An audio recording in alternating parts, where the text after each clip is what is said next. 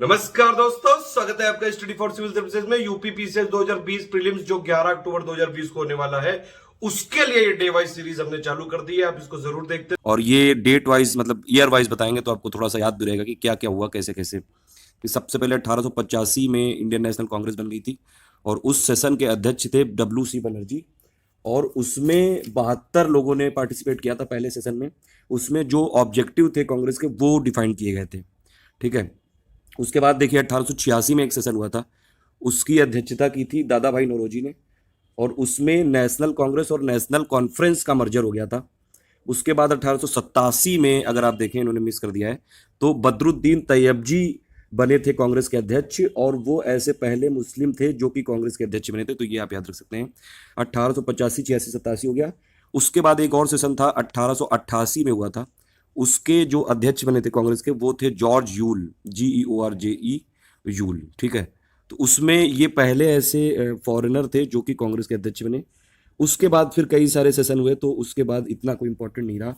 फिर देखिए एक जो ये 1905 में सेशन हुआ था। 1905 में जो अध्यक्ष थे गोपाल कृष्ण गोखले थे और बनारस में सेशन हुआ था। और उससे पहले अगर आप देखें 16 अक्टूबर 1905 को बंगाल का पार्टीशन हो चुका था। तो ये जो बंगाल पार्टीशन है या फिर जो बंग भंग आंदोलन उसके बाद चालू हुआ, स्वदेशी आंदोलन और बॉयकॉट जो आंदोलन था वो चालू हुआ 1905 में। तो ये आप याद रख सकते हैं। उसके बाद एक इंपॉर्टेंट सेशन आया 1906 में। अगर आप देखें 1906 के जो कांग्रेस सेशन के अध्यक्ष थे वो थे दादा भाई नौरोजी। और पहली बार स्वराज शब्द का इस्तेमाल किया गया। ये स्वदेश नहीं है, यहाँ पे स्वराज है। तो पहली बार अगर ये पूछा जाएगा कि स्वराज शब्द का सबसे पहली बार ये मेंशन किया गया कब, वो 1906 में किया गया। और जब अध्यक्ष कौन थे, दादा भाई नौरोजी। ठीक है। उसके बाद 1906 में ही मुस्लिम लीग की स्थापना की गई। नवाब सलीमुल्लाह खान और आगा खान ने की थी इसकी स्थापना। अध्यक्ष थे वकारुल मुल्क मुश्ताक हुसैन। ठीक है। उसके बाद देखिए जो मॉडरेट्स और एक्सट्रीमिस्ट में लड़ाई हो रही थी कि कहाँ पे किसके गढ़ में सेशन होगा, तो फाइनली मॉडरेट जीत गए थे। और 1907 में जो सेशन हुआ था सूरत में हुआ था, उसको सूरत स्प्लिट बोलते हैं या फिर सूरत फूट बोलते हैं। कांग्रेस का इसमें विभाजन हो गया था। और इसके अध्यक्ष थे रास बिहारी घोष। एक रास बिहारी घोष हैं और एक रास बिहारी बोस हैं, तो ये दोनों का याद रखिए। रास बिहारी घोष ये मॉडरेट थे और रास बिहारी बोस वो एक्सट्रीमिस्ट थे। ठीक है। वो मतलब एक्सट्रीमिस्ट भी नहीं, वो रिवोल्यूशनरी वाले जो टेररिज्म जो बोलते हैं वो उस टाइप के थे, रिवोल्यूशनरी एक्सट्रीमिस्ट। तो 1908 में भी फिर रास बिहारी घोष ही अध्यक्ष बने रहे कांग्रेस के। और उसके बाद फिर 1909 में आया मॉर्ले मिंटो सुधार। ठीक है। उसके बाद देखिए दिल्ली दरबार के बारे में मैंने बताया था कि 3 बार दिल्ली दरबार हुआ है टोटल इंडिया में। सबसे पहले हुआ था ये लिटन के टाइम पे। और उसके बाद हुआ था करजन के टाइम पे। और फिर उसके बाद हुआ हार्डिंग के टाइम पे। तो LCH आप याद रखिएगा। 3 बार दिल्ली दरबार हुआ है कि जब भी सक्सेशन होता था ब्रिटिश के किसी राजा से दूसरे राजा में, तो तब ये दिल्ली में दरबार लगाया जाता था। तो आप याद रख सकते हैं सबसे पहले लिटन के टाइम पे हुआ, फिर करजन के टाइम पे हुआ, फिर हार्डिंग के टाइम पे हुआ। ठीक है। और ये 11 में हुआ था, 1911 में दिल्ली दरबार। उस टाइम ब्रिटिश सम्राट जॉर्ज पंचम और महारानी मेरी ये लोग भारत आए थे और उनके स्वागत के लिए दिल्ली में एक दरबार का आयोजन किया गया था। उसके बाद फिर देखिए बंगाल जो पार्टीशन हुआ था उसको रद्द कर दिया गया। रद्द किया गया 1911 में। ठीक है। 1911 में रद्द किया गया। और उसके बाद अगर आप देखें ये 1912 में फाइनली कलकत्ता की जगह दिल्ली को राजधानी बनाया गया भारत की। मतलब कि अनाउंसमेंट हुआ कि कलकत्ता से दिल्ली राजधानी शिफ्ट होगी 1911 में, लेकिन फाइनली बनी 1912 में। और फिर उसके बाद अगर आप देखें 1927 में ये अनाउंसमेंट हुआ कि नई दिल्ली बनाई जाएगी और 1931 में फाइनली बनी नई दिल्ली। तो ये आप 4 डेट याद रख सकते हैं। 1911 में पहले अनाउंसमेंट किया, 1912 में बनाया, फिर 1927 में फिर अनाउंस किया कि नई दिल्ली बनाएंगे और 1931 में फाइनली नई दिल्ली बनी। तो ये आप याद रखिए। उसके बाद 1912 में ये जो लॉर्ड हार्डिंग थे उनके ऊपर एक बम कांड हुआ। तो वायसराय हार्डिंग पर दिल्ली में प्रवेश करते समय बम हमला हुआ और ये किया था रासबिहारी बोस ने। तो उसमें हार्डिंग घायल हो गए थे, ये आप याद रखिए। फिर 11वें नंबर पे चलते हैं। ये अगर आप देखें इसमें, तो देखिए इसमें फिर प्रथम विश्व युद्ध 1914 से स्टार्ट हो गया था। फिर उसके बाद कोमागाटा मारू जो प्रकरण हुआ था उसमें कनाडा में भारतीयों के प्रवेश से संबंधित विवाद हो गया था। देखिए उसमें एक रूल ये था कि कनाडा में रूल था कि जो कंटिन्यूअस जर्नी करके आएंगे उन्हीं को वहाँ पे एंटर करने दिया जाएगा। सिख लोग काफ़ी सारे थे, इंडिया से जा रहे थे वो। कोमागाता मारू ये एक जापानीज शिप का नाम है। और ये लोग फिर हांगकांग चाइना होते हुए गए थे। तो ये लोग कनाडा में उनको एंट्री नहीं करने दी गई। 376 लोग थे सिर्फ 24 लोगों को एंट्री करने दी गई थी, तो इसलिए फिर उनको वापस कर दिया गया। फिर कई लोग वापस आए थे, फिर उनमें मारे भी गए थे कई सारे लोग। फिर उसके बाद हुआ लखनऊ पैक्ट 1916 में। उसके जो कांग्रेस के अध्यक्ष थे लखनऊ पैक्ट के, ठीक है, ये जरूर याद रखा करिए, कई बार ये क्वेश्चन आ सकता है। 1916 में थे AC मजूमदार, और उसमें मेन बातें क्या हुई कि कांग्रेस और मुस्लिम लीग मिल गए, उनके बीच में समझौता हो गया, प्लस जो एक्सट्रीमिस्ट थे और मॉडरेट थे वो भी मिल गए, एक्सट्रीमिस्ट और मॉडरेट्स भी मिल गए, और कांग्रेस और मुस्लिम लीग भी मिल गए।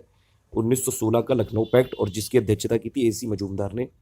उसके बाद फिर देखिए होम रूल मूवमेंट, ये 1916 में स्टार्ट हुआ।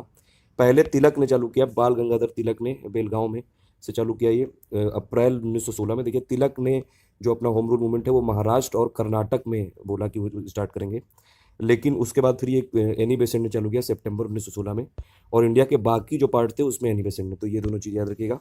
तिलक ने कहाँ कहाँ पे किया, मद्रास और कर्नाटक, और बाकी जगह में एनी बेसेंट ने। फिर 1917 में इंडियन नेशनल कांग्रेस की पहली महिला अध्यक्ष बनी एनी बेसेंट 1917 में, और वो सेशन कहाँ पे हुआ था, कलकत्ता में हुआ था, कैलकाटा में हुआ था 1917 में। तो अगर पूछा जाएगा इंडियन नेशनल कांग्रेस की पहली महिला अध्यक्ष, वो है एनी बेसेंट। लेकिन अगर ये पूछा जाएगा कि इंडियन नेशनल कांग्रेस की पहली भारतीय महिला अध्यक्ष, वो बनी थी सरोजनी नायडू 1925 में कानपुर में। तो ये दोनों चीज़ें याद रखेगा। इंडियन नेशनल कांग्रेस की पहली महिला अध्यक्ष केवल एनी बेसेंट 1917 में कोलकाता में, और इंडियन नेशनल कांग्रेस की पहली भारतीय महिला अध्यक्ष बनी थी सरोजनी नायडू 1925 में। दोनों चीज़ें याद रखेगा। फिर उसके बाद मॉन्टेग्यू की घोषणा हुई, भारत ये समेत ये जितने भी लॉर्ड मॉन्टेग्यू की घोषणा हुई 1917 में। फिर अहमदाबाद में मिल स्ट्राइक हुई थी 1918 में आसपास। गांधी जी भी आ गए थे। गांधी जी के 3 आंदोलन याद रखिएगा। स्टार्टिंग में केक गांधी जी ने आके खाया था, चंपारण, फिर अहमदाबाद मिल स्ट्राइक, फिर खेड़ा सत्याग्रह, ये 3 हुए थे लगातार। और इसमें फिर ये प्लेग बोनस को लेकर याद हुआ था। फिर उसके बाद रॉलेट एक्ट लगा दिया गया था 1919 में। इसको काला कानून बोलते थे, नो अपील, नो दलील, नो वकील वाला। इसके अंदर किसी भी व्यक्ति को संदेह के आधार पर गिरफ्तार किया जा सकता था। फिर हुआ जलियांवाला बाग कांड, ये जो 13 अप्रैल 1919 को, काफ़ी इंपॉर्टेंट डेट है, याद रखिए इसको। और इसमें जनरल डायर ने अमृतसर में बिना किसी पूर्व सूचना के सभा स्थल पर जाके गोली चला दी थी, ठीक है। तो इसमें जो 1919 में फिर ये अमृतसर में सेशन हुआ था कांग्रेस का, और उसके अध्यक्ष थे मोतीलाल नेहरू। उन्होंने स्ट्रांगली कंडेम किया था जलियांवाला बाग मैसेकर को, और उसी में फिर ये कहा गया कि खिलाफत जो मूवमेंट है उसको बूस्ट करेंगे, उसको भी सपोर्ट करेंगे। फिर अगर आप आगे चलें 20वें नंबर की इवेंट देखें, खिलाफत जो आंदोलन है, खिलाफत मूवमेंट है, उसमें ये था कि जो ब्रिटिश ने ओटोमन एम्पायर को जिसे हरा दिया था, तो वहाँ के खलीफा को भी वो लोग हटा रहे थे। तो उसी लिए पूरी दुनिया भर के मुस्लिम सपोर्ट कर रहे थे कि जो खलीफा की अथॉरिटी उसको आप रिस्टोर करो। तो उसमें तुर्की साम्राज्य के विभाजन के विरुद्ध शुरू हुआ था ये खलीफा आंदोलन। और बाद में अगर आप देखें 1920 में चालू हुआ था ये नॉन कॉपरेशन मूवमेंट, उसमें गांधी जी ने इसको भी मिला दिया था कि हिंदू मुस्लिम एक साथ आ जाएं। तो ये खिलाफत आंदोलन चालू होता 1919 में। फिर हंटर कमेटी की रिपोर्ट आई थी, जलियांवाला बाग से संबंधित थी। उसने भी ब्रिटिशर्स को ही फेवर किया, और उसने भी डायर को कुछ बोला नहीं, और एक तरह से ब्रिटिशर्स को फेवर किया। देखिए 2 हंटर कमेटी की रिपोर्ट थी, एक एजुकेशन वाली रिलेटेड है और एक ये जलियांवाला बाग से रिलेटेड है। तो दोनों याद रखिएगा। हंटर कमेटी की 2 रिपोर्ट आई थी। फिर देखिए कांग्रेस का नागपुर में सेशन हुआ 1920 में, और उसमें असहयोग आंदोलन यानी कि नॉन कॉपरेशन मूवमेंट का प्रस्ताव पारित किया गया, और उसके अध्यक्ष थे C विजय राघवचारी। ये आप याद रखिएगा। इसमें 1920 में जो नागपुर में सेशन हुआ था, वहाँ पे नॉन कॉपरेशन मूवमेंट पास हुआ था, और उसके अध्यक्ष थे C विजय राघवचारी। फिर बाल गंगाधर जी की डेथ हो गई थी 1 अगस्त 1920 की को, और उसी दिन चालू हुआ था नॉन कॉपरेशन मूवमेंट। तो ये दोनों याद रखिएगा, महात्मा गांधी जी ने चालू किया था। उसीलिए फिर ये कुछ कोष वोष भी बनाया गया था, और काफ़ी ज़्यादा फंड भी आ गया था। फिर देखिए चौरी चौरा कांड हो गया था ये गोरखपुर जिले में 1922 में। 22 पुलिस वालों को भीड़ ने मतलब आग लगा दी थी, और थाने को घेर करा के हवाले कर दिया था। तो इसलिए गांधी जी ने बोला कि नहीं, हमने जो बोला था कि वायलेंस नहीं होना चाहिए, तो उन्होंने असहयोग आंदोलन वापस ले लिया। देखिए असहयोग आंदोलन वापस लेने की और भी बहुत सारे रीज़न थे, क्योंकि मास 1920 से चालू हुआ था, और कब तक वो लोग सब सहते और कब तक ये सब चीज़ें बायकॉट करते, तो ये सब चीज़ें भी और बहुत सारे रीज़न थे, वो एक एक करके हम लोग करेंगे डिस्कस। अभी इवेंट की क्रोनोलॉजी देख रहे हैं तो एक ग्लिम्स दे रहा हूँ पूरी। फिर 1900 अगर आप देखें 1922 में एक सेशन हुआ था गया में सेशन हुआ था 1922 में, और जिसके अध्यक्ष थे CR दास, चित्तरंजन दास। तो उसमें फिर घोषणा की गई कि स्वराज पार्टी ये लोग फॉर्म करेंगे, क्योंकि जब असहयोग आंदोलन वापस ले लिया तो 2 ग्रुप में बट गया था कांग्रेस, एक प्रो चेंजर थे, एक नो चेंजर थे। प्रो चेंजर बोल रहे थे कि नहीं हमको चेंज चाहिए, नो चेंजर गांधी जी के एकदम भक्त थे कि वो गांधी जी ने जो बोल दिया वही हम करेंगे। तो प्रो चेंजर वालों में से थे ये सी आर दास और मोतीलाल नेहरू, और इन्होंने स्वराज पार्टी बना ली। कब बना ली? 1 जनवरी 1923 को। और ये जब डिसीजन किस में लिया गया था? 1922 में गया में सेशन हुआ था, उसके अध्यक्ष थे सी आर दास। और स्वराज पार्टी जब बनाई गई तो इसके प्रेसिडेंट बने सी आर दास और जनरल सेक्रेटरी बने मोतीलाल नेहरू। फिर उसके बाद और अगर आगे चलें आप, तो हिंदुस्तान रिपब्लिकन एसोसिएशन बनाई गई थी सचिन नाथ सैन्याल ने 1924 में। फिर ये अगर आप देखें काकोरी कांड हुआ था 1926 में हुआ था ये काकोरी कांड, और इसमें ट्रेन को लूट लिया गया था जब काकोरी और लखनऊ के बीच में जा रही थी। तो 9 अगस्त 1925 को हुआ था ये एग्जैक्टली। और इसमें जो मेन रोल निभाया था वो राम प्रसाद बिस्मिल ने और अशफाकुल्ला खान ने ये निभाया था। काकोरी नामक जगह पर ये सरकारी खजाना लूटा गया था। ठीक है, ये फैक्ट याद रखिएगा। और ये हुआ कब था? 9 अगस्त 1925 को हुआ था एग्जैक्टली। और भी कई सारे लोग थे, ये एग्जीक्यूट किया था राम प्रसाद बिस्मिल ने, अशफाकुल्ला खान ने, राजेंद्र लहेरी ने, चंद्रशेखर आजाद और कई सारे लोग थे इसमें। फिर 1927 में साइमन कमीशन अपॉइंट किया गया, नियुक्ति हुई इसकी। जॉन साइमन थे इसकी अध्यक्षता में। 7 लोगों का सदस्यीय आयोग का गठन किया गया। और देखिए ये इसीलिए किया जा रहा था क्योंकि 1919 में आया था एक जो मॉन्टेग्यू चेम्सफोर्ड रिफॉर्म एक्ट, और उसके बाद फिर 10 साल के बाद आना था, लेकिन 2 साल पहले ही, क्योंकि वहाँ की जो सत्ता परिवर्तन होने जा रहा था ब्रिटिश में, तो उसकी गवर्नमेंट को लगा कि कहीं वो लोग आके एकदम से चेंज ना कर दें उनकी पॉलिसी, तो इन्होंने 1-2 साल पहले ही साइमन कमीशन को अपॉइंट कर दिया। फिर देखिए कांग्रेस का मद्रास अधिवेशन हुआ, और ये बड़ा इंपॉर्टेंट है 1927 में। इसके अध्यक्ष थे M.A. अंसारी। और इस सेशन में इंडिपेंडेंस रेजोल्यूशन अडॉप्ट किया गया, और इसमें जो साइमन कमीशन को बायकॉट करने का भी रेजोल्यूशन अडॉप्ट किया गया। तो सबसे पहले ये आप याद रखिएगा 1927 में जो कांग्रेस का सेशन हुआ था, जिसमें कि डॉक्टर M.A. अंसारी ने प्रेसिडेंट थे उसके, और इसमें सबसे पहले कंप्लीट इंडिपेंडेंस इंडियन का गोल होना चाहिए, इसका ये रिजोल्यूशन जवाहरलाल नेहरू ने पास किया था, मूव किया था मतलब, और इसको सपोर्ट किया था S. सत्यमूर्ति ने। तो ये आप याद रखिएगा। देखिए पूर्ण स्वराज वो अलग है, पूर्ण स्वराज 1929 में पास किया गया, लेकिन उससे पहले भी डॉक्टर M.A. अंसारी ने बात की थी कंप्लीट इंडिपेंडेंस की, तो ये आप याद रखिएगा। 1928 में फिर साइमन कमीशन आया। अगर आप देखें इसमें भारत में जो लाला लाजपत राय थे उन्होंने ये विरोध प्रदर्शन किया और उन पर लाठी से प्रहार किया। उस टाइम पे जो ये सुपरिटेंडेंट ऑफ पुलिस था, स्कॉट था, जेम्स स्कॉट, उसको मारने के लिए प्लान भी बनाया था फिर उसके, लेकिन जब उसको मारने के लिए गए तो वो फिर सॉन्डर्स को मार के आ गए थे गलती से, जो ASP था। तो ये आप याद रखिएगा। उसके बाद फिर बिर्किन हेड ने बोल दिया था कि आप लोग एक कोई ऐसा ये मतलब कॉन्स्टिट्यूशन नहीं बना सकते हो जिसमें सभी का कंसेंसस हो, कोई ऐसा कुछ नहीं बना सकते हो। तो फिर मोतीलाल नेहरू की अध्यक्षता में ये पूरा ये ऑल पार्टी कॉन्फ्रेंस हुआ और नेहरू रिपोर्ट बनाई गई, जिसके अध्यक्ष थे पंडित मोतीलाल नेहरू।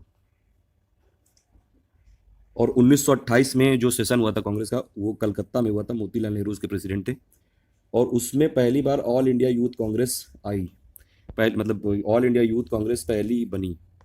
फिर 1928 में ही बारदौली सत्याग्रह हुआ था, उसमें गुजरात के किसानों ने लगान के विरोध में ये आंदोलन कर दिया था। सरदार वल्लभ भाई पटेल जी ने इसको लीड किया था, और इसी आंदोलन के बाद इनको सरदार की उपाधि मिली थी। सरदार वल्लभ भाई पटेल वहाँ की जो महिलाएं थी उनको बोलने लगी थी।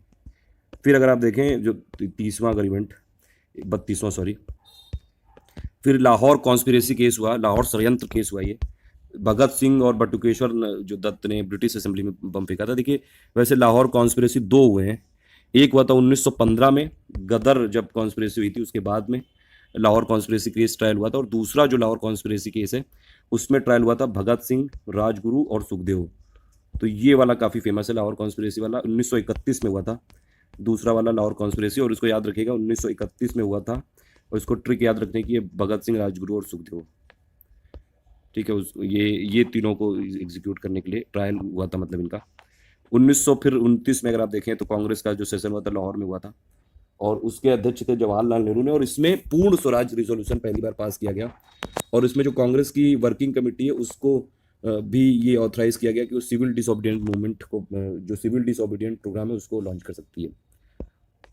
फिर ये स्वाधीनता की घोषणा की गई, स्वाधीनता दिवस की 2 जनवरी 1930 को, और फिर फाइनली 26 जनवरी को स्वाधीनता दिवस रिपब्लिक डे के रूप में मनाने की घोषणा की गई, ठीक है। ये आप याद रखिएगा।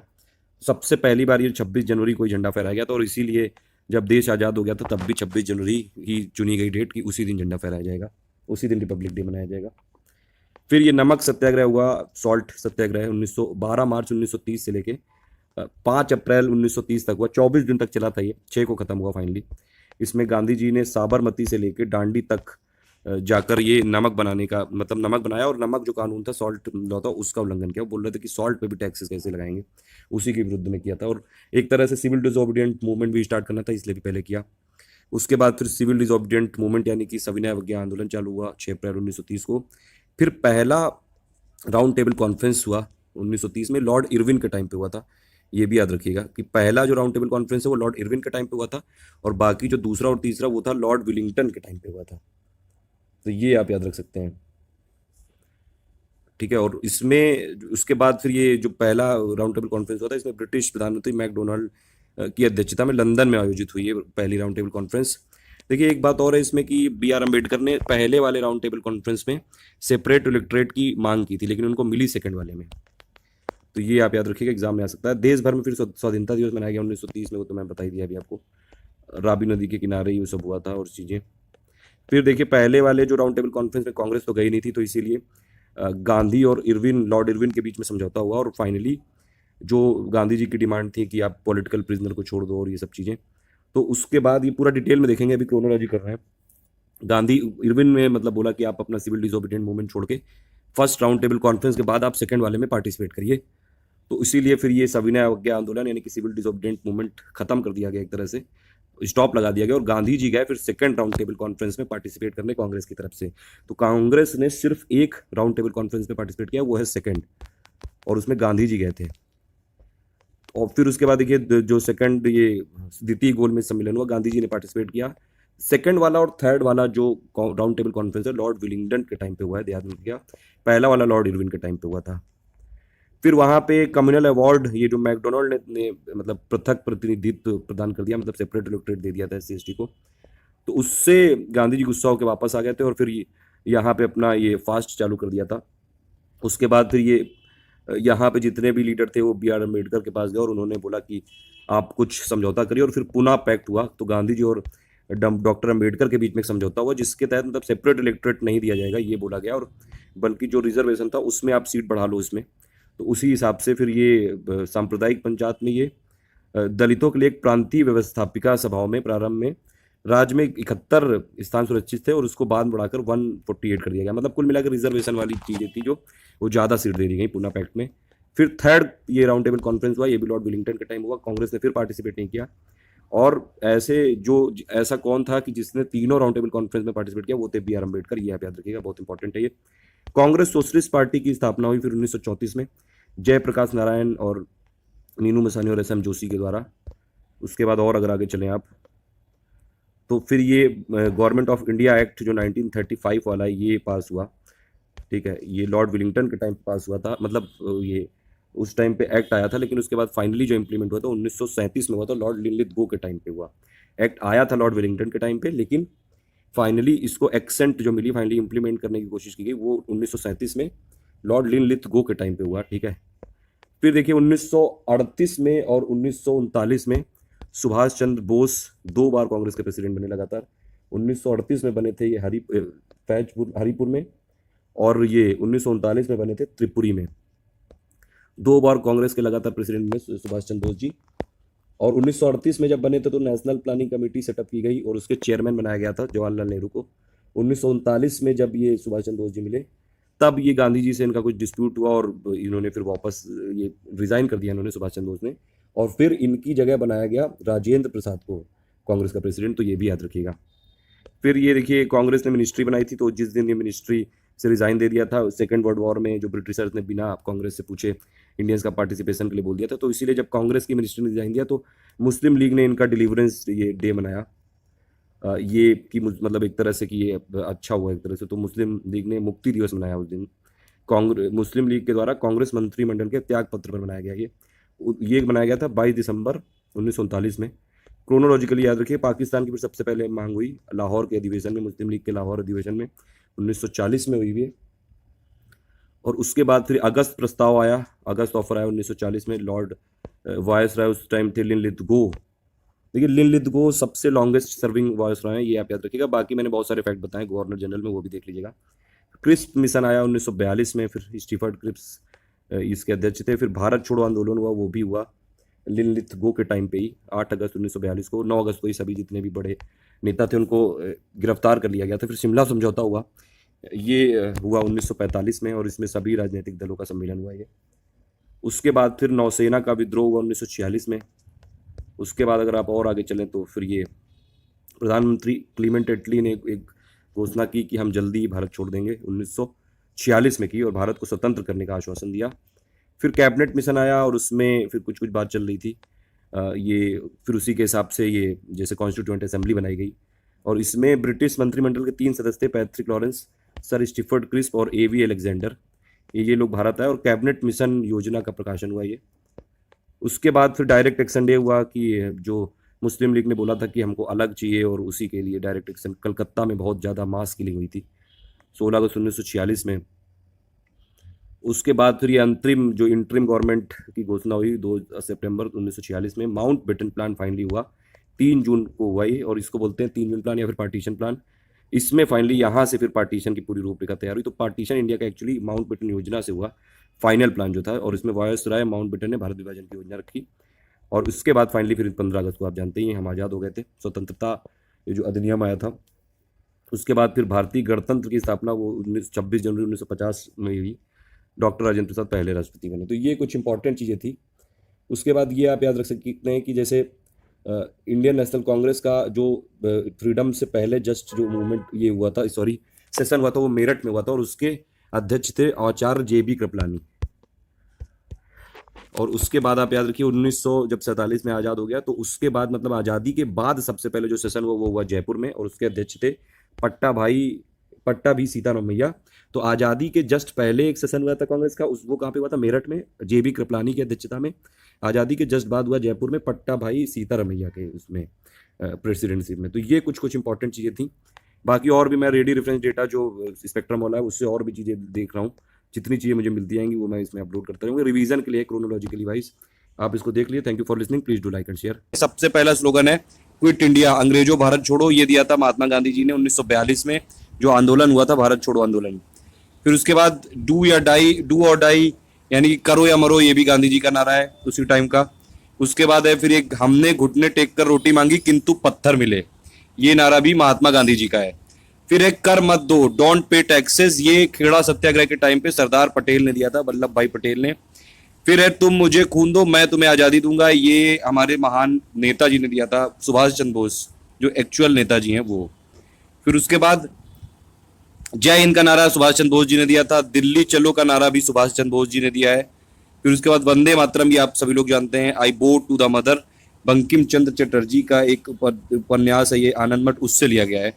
फिर इंकलाब जिंदाबाद, लॉन्ग लिव द रिवॉल्यूशन, देखिए ये नारा सबसे पहले दिया था हजरत मोहानी ने, लेकिन इसको यूज किसने किया है सबसे पहले? इसको यूज किया है भगत सिंह ने। तो दोनों में डिफरेंस है। इंकलाब जिंदाबाद ये नारा किसने दिया था? हजरत मोहानी ने, लेकिन यूज किसने किया था? ये भगत सिंह ने यूज किया था।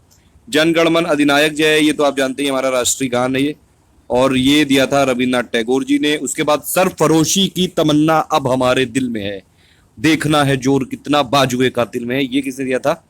पंडित राम प्रसाद बिस्मिल ने। उसके बाद स्वराज हमारा जन्म सिद्ध अधिकार है और मैं इसे लेकर रहूंगा, Swaraj is my birth right and I shall have it, ये दिया था लोकमान्य बाल गंगाधर तिलक ने। सारे जहां से अच्छा हिंदुस्तान हमारा, ये मोहम्मद इकबाल ने दिया था। फिर समुच्च भारत एक विशाल बंदी गृह है, ये दिया था किसने? RC दास ने। दुश्मनों की गोलियों का हम सामना करेंगे, आजाद ही रहे हैं आजाद ही रहेंगे, ये किसने दिया था? चंद्रशेखर आजाद ने। ठीक है, इसीलिए इनके नाम के साथ आजाद भी लगा हुआ है ये, क्योंकि लास्ट तक पकड़े नहीं गए थे, तो ये आप याद रख सकते हैं। उसके बाद साइमन वापस जाओ, Simon go back, Lala Lajpat Rai ने दिया था, और इसी टाइम पर लाठी से चार्ज हो गई थी तो इनकी ये डेथ भी हो गई थी, और इन्होंने इसी टाइम बोला था कि मेरे सिर पर लाठी का एक एक प्रहार अंग्रेजी शासन के ताबूत की कील साबित होगा, ये दिया था किसने? लाला लाजपत राय ने, इसी टाइम पे। फिर दिया है who lives if India dies, ये दिया है जवाहरलाल नेहरू जी ने। पूर्ण स्वराज 1929 में जो लाहौर सेशन हुआ था वो भी जवाहरलाल नेहरू दिया था। देखिए पूर्ण स्वराज से पहले भी एक चीज है, पूर्ण स्वराज से पहले कंप्लीट इंडिपेंडेंस था, वो आप बताइए कि किसने दिया था वो? मतलब पूर्ण स्वराज से पहले भी एक बार किसी ने मांगा था भारत में, ये मैं आपको बता चुका हूँ पहले, तो वो किसने दिया था ये आप बताइए। फिर हिंदुस्तान, ये किसने दिया था? भारतीय हिंदू हरीश चंद्र ने दिया था। फिर साम्राज्यवाद का नाश हो, ये किसने दिया था? शहीद भगत सिंह ने। हे राम, ये महात्मा गांधी जी की जब डेथ हुई थी उस टाइम पे निकला था उनके मुंह से, महात्मा गांधी ने दिया था ये। आराम हराम है, जवाहरलाल नेहरू ने दिया था ये। जय जगत, ये किसने दिया था? विनोबा भावे ने दिया था। संपूर्ण क्रांति, ये किसने दिया था? जेपी नारायण ने। मारो फिरंगी को, ये दिया था किसने? मंगल पांडे ने। ठीक है। सारे जहां से अच्छा हिंदुस्तान हमारा, ये दिया था मोहम्मद इकबाल ने, अभी बता चुका हूं। वेदों की ओर लौटो, ये किसने दिया था? दयानंद सरस्वती ने। श्रमेव जयते, ये इंदिरा गांधी ने दिया था। जय जवान जय किसान दिया था लाल बहादुर शास्त्री ने। और इसी में जय विज्ञान जोड़ दिया था अटल बिहारी वाजपेयी ने। यानी कि जय जवान जय किसान जय विज्ञान किसने दिया था? अटल बिहारी वाजपेयी ने। फिर ये विजयी विश्व तिरंगा प्यारा झंडा ऊंचा रहे हमारा, इसकी लिरिक्स को किसने लिखा था? श्यामलाल पार्षद ने, जो कि कानपुर के थे। उसके बाद देश की पूजा ही राम की पूजा है, ये किसने बोला था? मर्दन लाल ढींगरा ने। काम अधिक बातें कम, ये दिया था किसने? ये बोला था संजय गांधी ने। फिर देश बचाओ देश बनाओ, सेव कंट्री कंट्री मेक, ये सेव कंट्री मेक कंट्री, ये किसने दिया था? पीवी नरसिम्हा राव ने। जनगण मन अधिनायक जय, आप जानते ही हैं, रविन्द्रनाथ टैगोर जी ने। और फिर ये कुछ लास्ट में हो रहा है, one religion one cast and one God for Mankind, दिया था नारायण गुरु ने। एकला चलो रे, ये दिया था किसने? रविन्द्रनाथ टैगोर ने। ऐ मेरे वतन के लोगों, ये देखिए, ऐ मेरे वतन के लोगों, ये जो गाना है इसको लिखा था कवि प्रदीप ने। ठीक है। कंपोज किया था सी रामचंद्र ने और इसको परफॉर्म किया है लता मंगेशकर ने। तो ये फेमस स्लोगन की लिस्ट है। देखिए, इसकी पीडीएफ नहीं मिल पाएगी ये, क्योंकि हमारे कोर्स का है ये, और ये ईमेल अपडेट कोर्स आप ले सकते हैं अगर आप चाहें तो। 1 साल का कोर्स होता है, उसमें जितनी भी हम वीडियोस बनाते हैं उन सबकी पीडीएफ मिलती है। तो या तो आप हमारा व्हाट्सएप ग्रुप ज्वाइन कर सकते हैं जो यूपी पीसीएस के लिए, वो भी पेड है। ठीक है। तो ये फेमस स्लोगन की लिस्ट है, कई सारे वीडियोस हम बनाते रहते हैं इसमें, और ये जो पीडीएफ है पेड का पार्ट है। तो thank you for listening, please do like and share. एक सेशन वाइज एक्सप्लेन करेंगे। ठीक है। सबसे पहली बात, इंडियन नेशनल कांग्रेस की स्थापना हुई थी 1885 में। उस टाइम पे वायसराय कौन था? Lord Dufferin. सबसे पहली बात आप याद रखिएगा। इंडियन नेशनल कांग्रेस से पहले इसका नाम था Indian national union. Indian national union नाम था इसका, फिर इसको कर दिया गया था इंडियन नेशनल कांग्रेस। दादा भाई नौरोजी के कहने में किया गया था। तो ये आप याद रखिएगा। दूसरी बात, ये इंडियन नेशनल कांग्रेस के फाउंडर कौन थे? ए ओ ह्यूम, यानी एलन ऑक्टेवियन ह्यूम, जो कि स्कॉटलैंड के थे। तो ये आप याद रखिएगा। ठीक है। और दूसरी बात ये कि देखिए, सबसे पहला सेशन, पहली बात तो बॉम्बे में हुआ।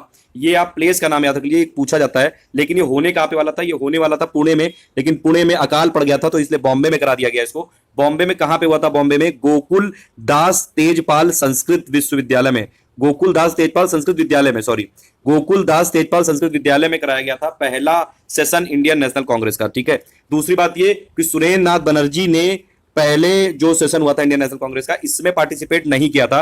तो सुरेंद्र नाथ बनर्जी पहले अधिवेशन में शामिल नहीं हुए थे, क्योंकि कलकत्ता में वो इंडियन एसोसिएशन का जो दूसरा नेशनल कॉन्फ्रेंस चल रहा था उसकी अध्यक्षता कर रहे थे। तो ये आप याद रखिएगा। पहले सेशन में टोटल नंबर ऑफ डेलीगेट कितने थे? 72 थे टोटल। पहले सेशन में टोटल 9 प्रस्ताव रखे गए थे सरकार के सामने। और दूसरी बात यह कि हिंदू पत्रिका थी एक, उसने 5 दिसंबर 1985 को इंडियन नेशनल कांग्रेस यानी कि भारतीय राष्ट्रीय कांग्रेस के स्थापना की घोषणा की थी। तो ठीक है, पहले सेशन से रिलेटेड सभी फैक्ट हो गए। नंबर 2 सेशन आया। नंबर 2 सेशन हुआ था कहां पे? ये हुआ था कलकत्ता में, और इसके अध्यक्ष कौन थे? दादा भाई नौरोजी। दादा भाई नौरोजी के बारे में सबसे इंपॉर्टेंट बात यह है, इनको grand old man of India भी बोलते हैं। यही थे जिन्होंने ड्रेन ऑफ वेल्थ की थ्योरी दी थी और अंग्रेजों को एक्सपोज किया था, उनकी इकोनॉमिक पॉलिसीज को एक्सपोज किया था। ये जो दादा भाई नौरोजी हैं, ये इंडियन नेशनल कांग्रेस के 3 बार अध्यक्ष रहे हैं। सबसे पहली बार कब रहे थे? 1886 में, फिर रहे थे 1893 में, और फिर रहे थे 1906 में। 1906 में जब ये दादा भाई नौरोजी अध्यक्ष थे, तभी सबसे पहली बार स्वराज शब्द इस्तेमाल किया गया था, वो भी हम आगे देखेंगे। ठीक है। तो दूसरे वाला सेशन कहां हुआ? कलकत्ता में हुआ। उसकी अध्यक्षता किसने की? दादा भाई नौरोजी ने की। और इन्होंने सुरेंद्र नाथ बनर्जी से मिलकर जो नेशनल कॉन्फ्रेंस था उसको कांग्रेस में विलय कर दिया, उसको मर्ज कर दिया कांग्रेस का। और दूसरी बात, कांग्रेस स्टैंडिंग कमेटी का गठन किया गया। टोटल प्रतिनिधि कितने थे दूसरी वाली में? 434। देखिए कितने ज्यादा बढ़ गए थे ये। तो ये सब फैक्ट आप याद रखिएगा। ठीक है। दूसरे वाले में हो गए। तीसरा वाला सेशन अगर आप देखें, ये हुआ था मद्रास में, और इसमें बदरुद्दीन तैयबजी इसके प्रेसिडेंट थे, अध्यक्ष थे। ये पहले मुस्लिम इंडियन नेशनल कांग्रेस के अध्यक्ष थे। तो ये आप याद रखिएगा। प्रथम मुस्लिम अध्यक्ष कौन थे? उनका नाम था बदरुद्दीन तैयबजी। और ये कहां पे बने थे? मद्रास में बने थे। ये मद्रास वाला जब सेशन हुआ था, इसमें बहुत सारे नारे दिए गए थे। एक था नारा कि कांग्रेसी बनो, कांग्रेसी बनो का नारा था ये। विषय निर्धारण समिति की नींव करी गई। राणा दे ने ये सोशल कॉन्फ्रेंस का आयोजन किया। आर्म्स एक्ट के खिलाफ प्रस्ताव पारित किया गया, और ये पहला ऐसा ये अधिवेशन था जहां पे तमिल भाषा में भाषण दिया गया। ठीक है। नेक्स्ट है इसमें 4th सेशन आ गया। इसमें 4th सेशन कहां पे हुआ था? इलाहाबाद में। ठीक है। देखिए कैसे चल रहा है, इधर बॉम्बे में पहले, फिर गया कलकत्ता दूसरे में, और फिर गया तीसरे में मद्रास, और फिर ऊपर आ गया ये इलाहाबाद। ठीक है। चौथा वाला सेशन हुआ इलाहाबाद में। इसके अध्यक्ष थे जॉर्ज यूल। ठीक है। और देखिए नंबर ऑफ पार्टिसिपेंट भी बढ़ गया, नंबर ऑफ डेलीगेट्स। तो चौथे वाले जो सेशन थे इलाहाबाद में हुआ था, इसके अध्यक्ष थे जॉर्ज यूल, और ये पहले यूरोपियन थे जो इंडियन नेशनल कांग्रेस के अध्यक्ष बने थे। तो ये क्वेश्चन आ चुका है और आता रहेगा, ये पूछा जाएगा आपसे कि प्रथम यूरोपियन अध्यक्ष कौन थे इंडियन नेशनल कांग्रेस के, वो थे जॉर्ज यूल। कहां पे बने थे ये? इलाहाबाद में बने थे, ये आप याद रख सकते हैं। और इसी यही ऐसा सेशन था जो चौथा वाला, जब लाला लाजपत राय ने अधिवेशन में शामिल हुआ, सॉरी लाला लाजपत राय अधिवेशन में शामिल हुए और हिंदी में भाषण दिया, ठीक है। तो ये आप याद रखिएगा, चौथा वाला सेशन था जब लाला लाजपत राय इसमें शामिल हुए और हिंदी में भाषण दिया। तो ये बहुत इंपॉर्टेंट चीज थी, ठीक है, आप याद रखिएगा।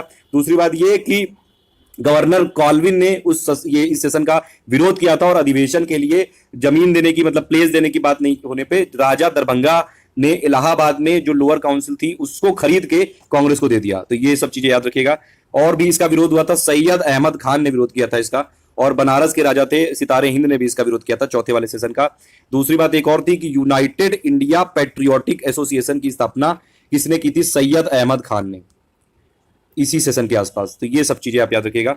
और इसी सेशन में फिर लॉर्ड डफरिन ने कहा था, फोर्थ वाले सेशन में जॉर्ज यूल की जब प्रेसिडेंट थे तब लॉर्ड डफरिन ने बोला था कि कांग्रेस को कहा था कि ये जनता के उस वर्ग का प्रतिनिधित्व करती है जिसकी सदस्यता सूक्ष्म है। मतलब कुल मिला के देखिए डॉफरिन के टाइम पे क्रिएट हुआ था और फिर धीरे धीरे वो उसके विरोध में आता जा रहा था कांग्रेस की बढ़ती पावर को देख के। विपिन चंद्र पाल ने भी इसी सेशन में कहा था, विपिन चंद्र पाल ने, जो लाल बाल पाल वाले में से जो पाल थे, उन्होंने क्या बोला था कि कांग्रेस को क्या बोला था? याचना संस्था कहा था। तो कांग्रेस को याचना संस्था किसने कहा था? विपिन चंद्र पाल ने, चौथे वाले सेशन में। फिर अश्विनी कुमार दत्त थे, उन्होंने बोला था कांग्रेस को कि ये 3 दिन का तमाशा है, ये लोग 3 दिन में दिसंबर के टाइम पे मिलते हैं और फिर ये निकल लेते हैं, ठीक है। चौथा वाला सेशन हो गया कंप्लीट। पांचवा वाले सेशन में चलते हैं। पांचवा वाला सेशन कहां पे हुआ था? बॉम्बे में। अब फिर से हो गया ये सेशन, और इसमें जो अध्यक्ष थे सर विलियम विडरबर्न थे, 1889 में हुआ था ये, ठीक है। और इसमें कांग्रेस ने लंदन में अपनी एक संस्था ब्रिटिश इंडिया कमेटी का गठन किया। तो ये आप याद रख लीजिएगा, ब्रिटिश इंडिया कमेटी का गठन किया गया और समिति का मुख्य पत्र इंडिया संपादक हुआ, जिसका ये विलियम डिग्बी थे, ठीक है। ये विलियम डिग्बी ने बनाया था समिति का मुख्य पत्र, इंडिया संपादक। 6 वाले सेशन में अगर आप चले, 6 वाला हुआ था कलकत्ता में, और इसमें जो अध्यक्ष थे वो थे फिरोज शाह मेहता, ठीक है। और ये वाला 5th वाले में एक और चीज हुई थी, जो 1889 था, इसमें पहली बार 6 जो महिला सदस्य थी उन्होंने पार्टिसिपेट किया था कांग्रेस में। तो ये आप याद रखिएगा, 5वां वाला था ये। और पहली बार इसमें 6 महिलाओं ने पार्टिसिपेट किया था कांग्रेस में, उनमें से एक थी कादम्बिनी गांगुली, ठीक है, इनका नाम याद रख लीजिएगा। ये 5th वाले सेशन में पार्टिसिपेट किया था जब बॉम्बे में हुआ था ये। तो ये आप याद रख सकते हैं, ये सबसे इंपॉर्टेंट चीज है ये। कादम्बरी जो गांगुली थी ये पहली महिला स्नातक थी, पहली डॉक्टर भी इनको बोला जाता है।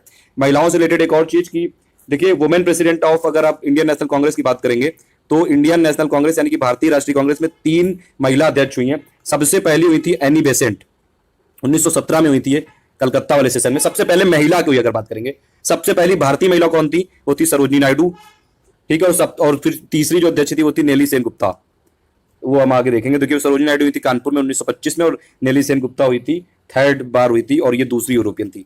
तो 3 टोटल मिला के महिला अध्यक्ष रही हैं ये। तो 6 वाले सेशन में हमने बात कर ली। 7th वाले अगर आप सेशन की देखें तो 7th वाला जो इसका सेशन था वो हुआ था कहाँ पे? 1891 में हुआ था, और ये यहाँ से मिस हो गया ये। देखिए 7th वाला सेशन कहाँ पे हुआ था? ये हुआ था नागपुर में हुआ था 7th वाला सेशन, और ये 1891 में 1891 में हुआ था। और इसके अध्यक्ष थे आनंद चार्लू। और यहाँ पे एक और चीज हुई कि कांग्रेस का दूसरा नारा है राष्ट्रीयता, ये बोला गया, ठीक है। फिर 8वां वाला अगर आप सेशन देखें, 8वां वाला सेशन हुआ था इलाहाबाद में, 1892 में हुआ था। WC बनर्जी फिर से बने थे इसमें, और ये अधिवेशन इंग्लैंड में एक्चुअली प्रस्तावित था ये सेशन, लेकिन वहां नहीं हो पाया था, फाइनली इलाहाबाद में हुआ था 8वां। फिर 9वें की बात करें तो 9वां ये कहाँ पे हुआ था? 9वां भी यहाँ पे मिसिंग हो गया। 9वां जो सेशन था वो हुआ था लाहौर में, ठीक है। 9वां सेशन लाहौर में हुआ था, 1893 में हुआ था, और इसके अध्यक्ष थे दादा भाई नौरोजी। दादा भाई नौरोजी देखिए 3 बार अध्यक्ष रहे हैं, आप ये फिर से रट लीजिए, ठीक है। अभी मैंने बताया था अभी आपको, दादा भाई नौरोजी का कब अध्यक्ष रहे हैं? सबसे पहली बार 1886 में रहे हैं, फिर ये 1893 में रहे हैं जो 9वां सेशन हुआ था, ठीक है। और ये हुआ था लाहौर में, और तीसरी बार रहे हैं 1906 में। और ये जो 9वां सेशन हुआ था, 9th सेशन हुआ था ये लाहौर में, जिसके अध्यक्ष दादा भाई नौरोजी थे, और इसमें सिविल सेवा परीक्षा भारत में करवाने की मांग की गई थी 9वें वाले सेशन में। तो ये आप देख लीजिएगा, ये रट डालिएगा, ये बहुत इंपॉर्टेंट फैक्ट है। फिर 10वां वाला जो सेशन है ये मद्रास में हुआ, और मद्रास में 1894 में हुआ ये, और इसके अध्यक्ष थे अल्फ्रेड वेब, इसमें कुछ इतना खास नहीं हुआ। 11वां जो सेशन था, 11वां सेशन हुआ पुणे में 1895 में, और इसके अध्यक्ष बने सुरेंद्र नाथ बनर्जी। सुरेंद्र नाथ बनर्जी पहले वाले कांग्रेस का जो सेशन हुआ था सबसे पहला, उसमें नहीं थे, ये आप याद रखिएगा। और दूसरी बात इसमें क्या खास बात हुई थी कि तिलक ने MG रनाडे के साथ मिलकर जो एमजी रनाडे ने जो प्रारंभ की थी सोशल कॉन्फ्रेंस, उसको कांग्रेस मंच से बंद करवा दिया था। तो ये वाली बात हुई थी 11th सेशन में। सबसे इंपॉर्टेंट 12th सेशन ये कहां पे हुआ था? ये हुआ था 12th सेशन हुआ था कलकत्ता में, और इसके अध्यक्ष थे रहीमतुल्ला एम सयानी। ठीक है, इसके अध्यक्ष थे रहीमतुल्ला एम सयानी, और ये ऐसा सेशन था 1896 वाला, बहुत इंपॉर्टेंट है ये, क्योंकि इसमें इंडिया का नेशनल सॉन्ग वंदे मातरम पहली बार गाया गया था। और ये आप याद रख सकते हैं, पहली बार गाया गया था। और दादा भाई नौरोजी का जो एक सिद्धांत था ड्रेन ऑफ वेल्थ थ्योरी, उसको कांग्रेस ने पहली बार यहाँ पे एक्सेप्ट किया था।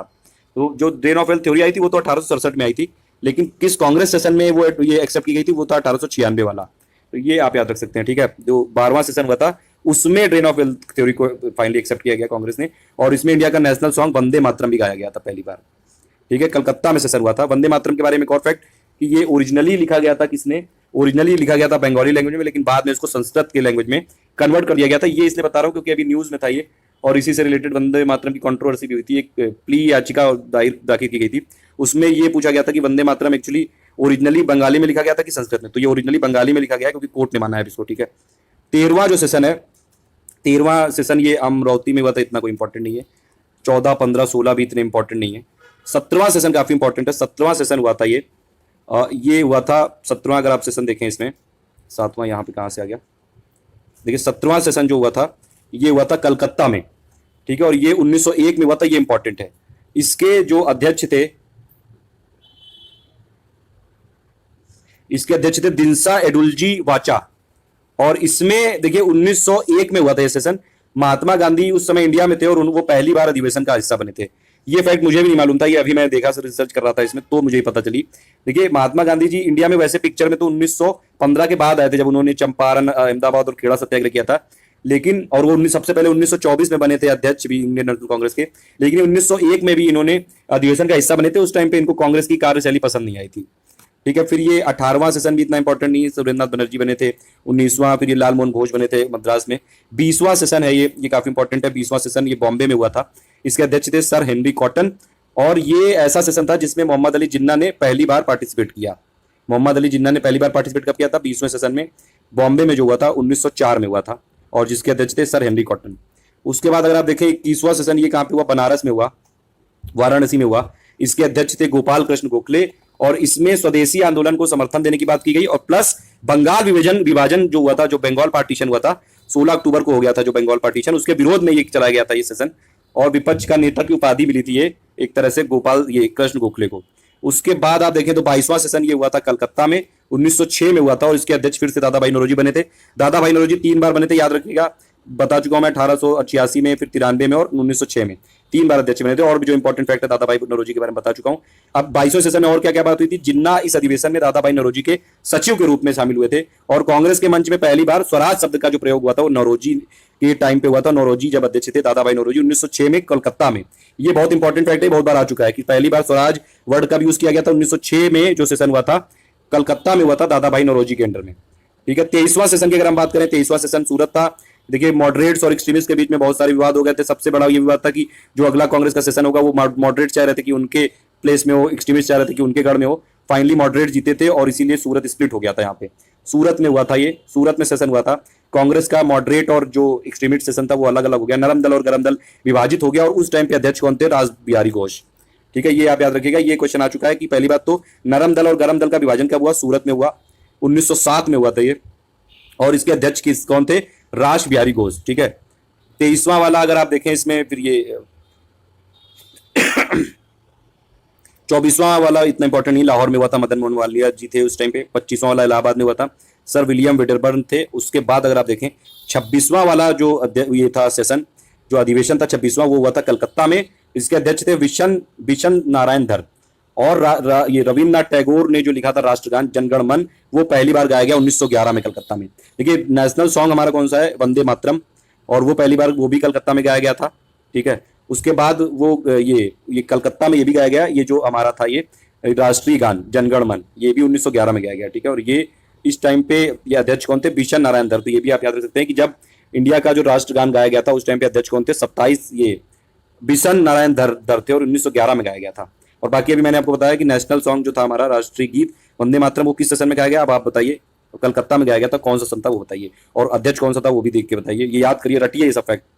उसके बाद 27वां इतना इंपॉर्टेंट नहीं, कराची में हुआ था ये, नवाब सैयद मोहम्मद बहादुर थे उस टाइम पे अध्यक्ष। फिर इसके बाद अगर आप देखें, ये जो 26वां वाला ये था सेशन, उसमें एक फैक्ट इसमें मिस हो गया। इसमें देखिए 26वां वाला में जो मैं बता रहा था कलकत्ता में हुआ था जब राष्ट्रगान गाया गया था 1911 में। तो इसमें पहली बारी देखिए तत्वबोधिनी जो पत्रिका थी 1912 में, उसमें भाग्य विधाता, भारत भाग्य विधाता शीर्षक से प्रकाशित हुई थी 1912 में। तत्वबोधिनी पत्रिका थी एक, 1912 में प्रकाशित हुई थी भारत भाग्य विधाता के शीर्षक से।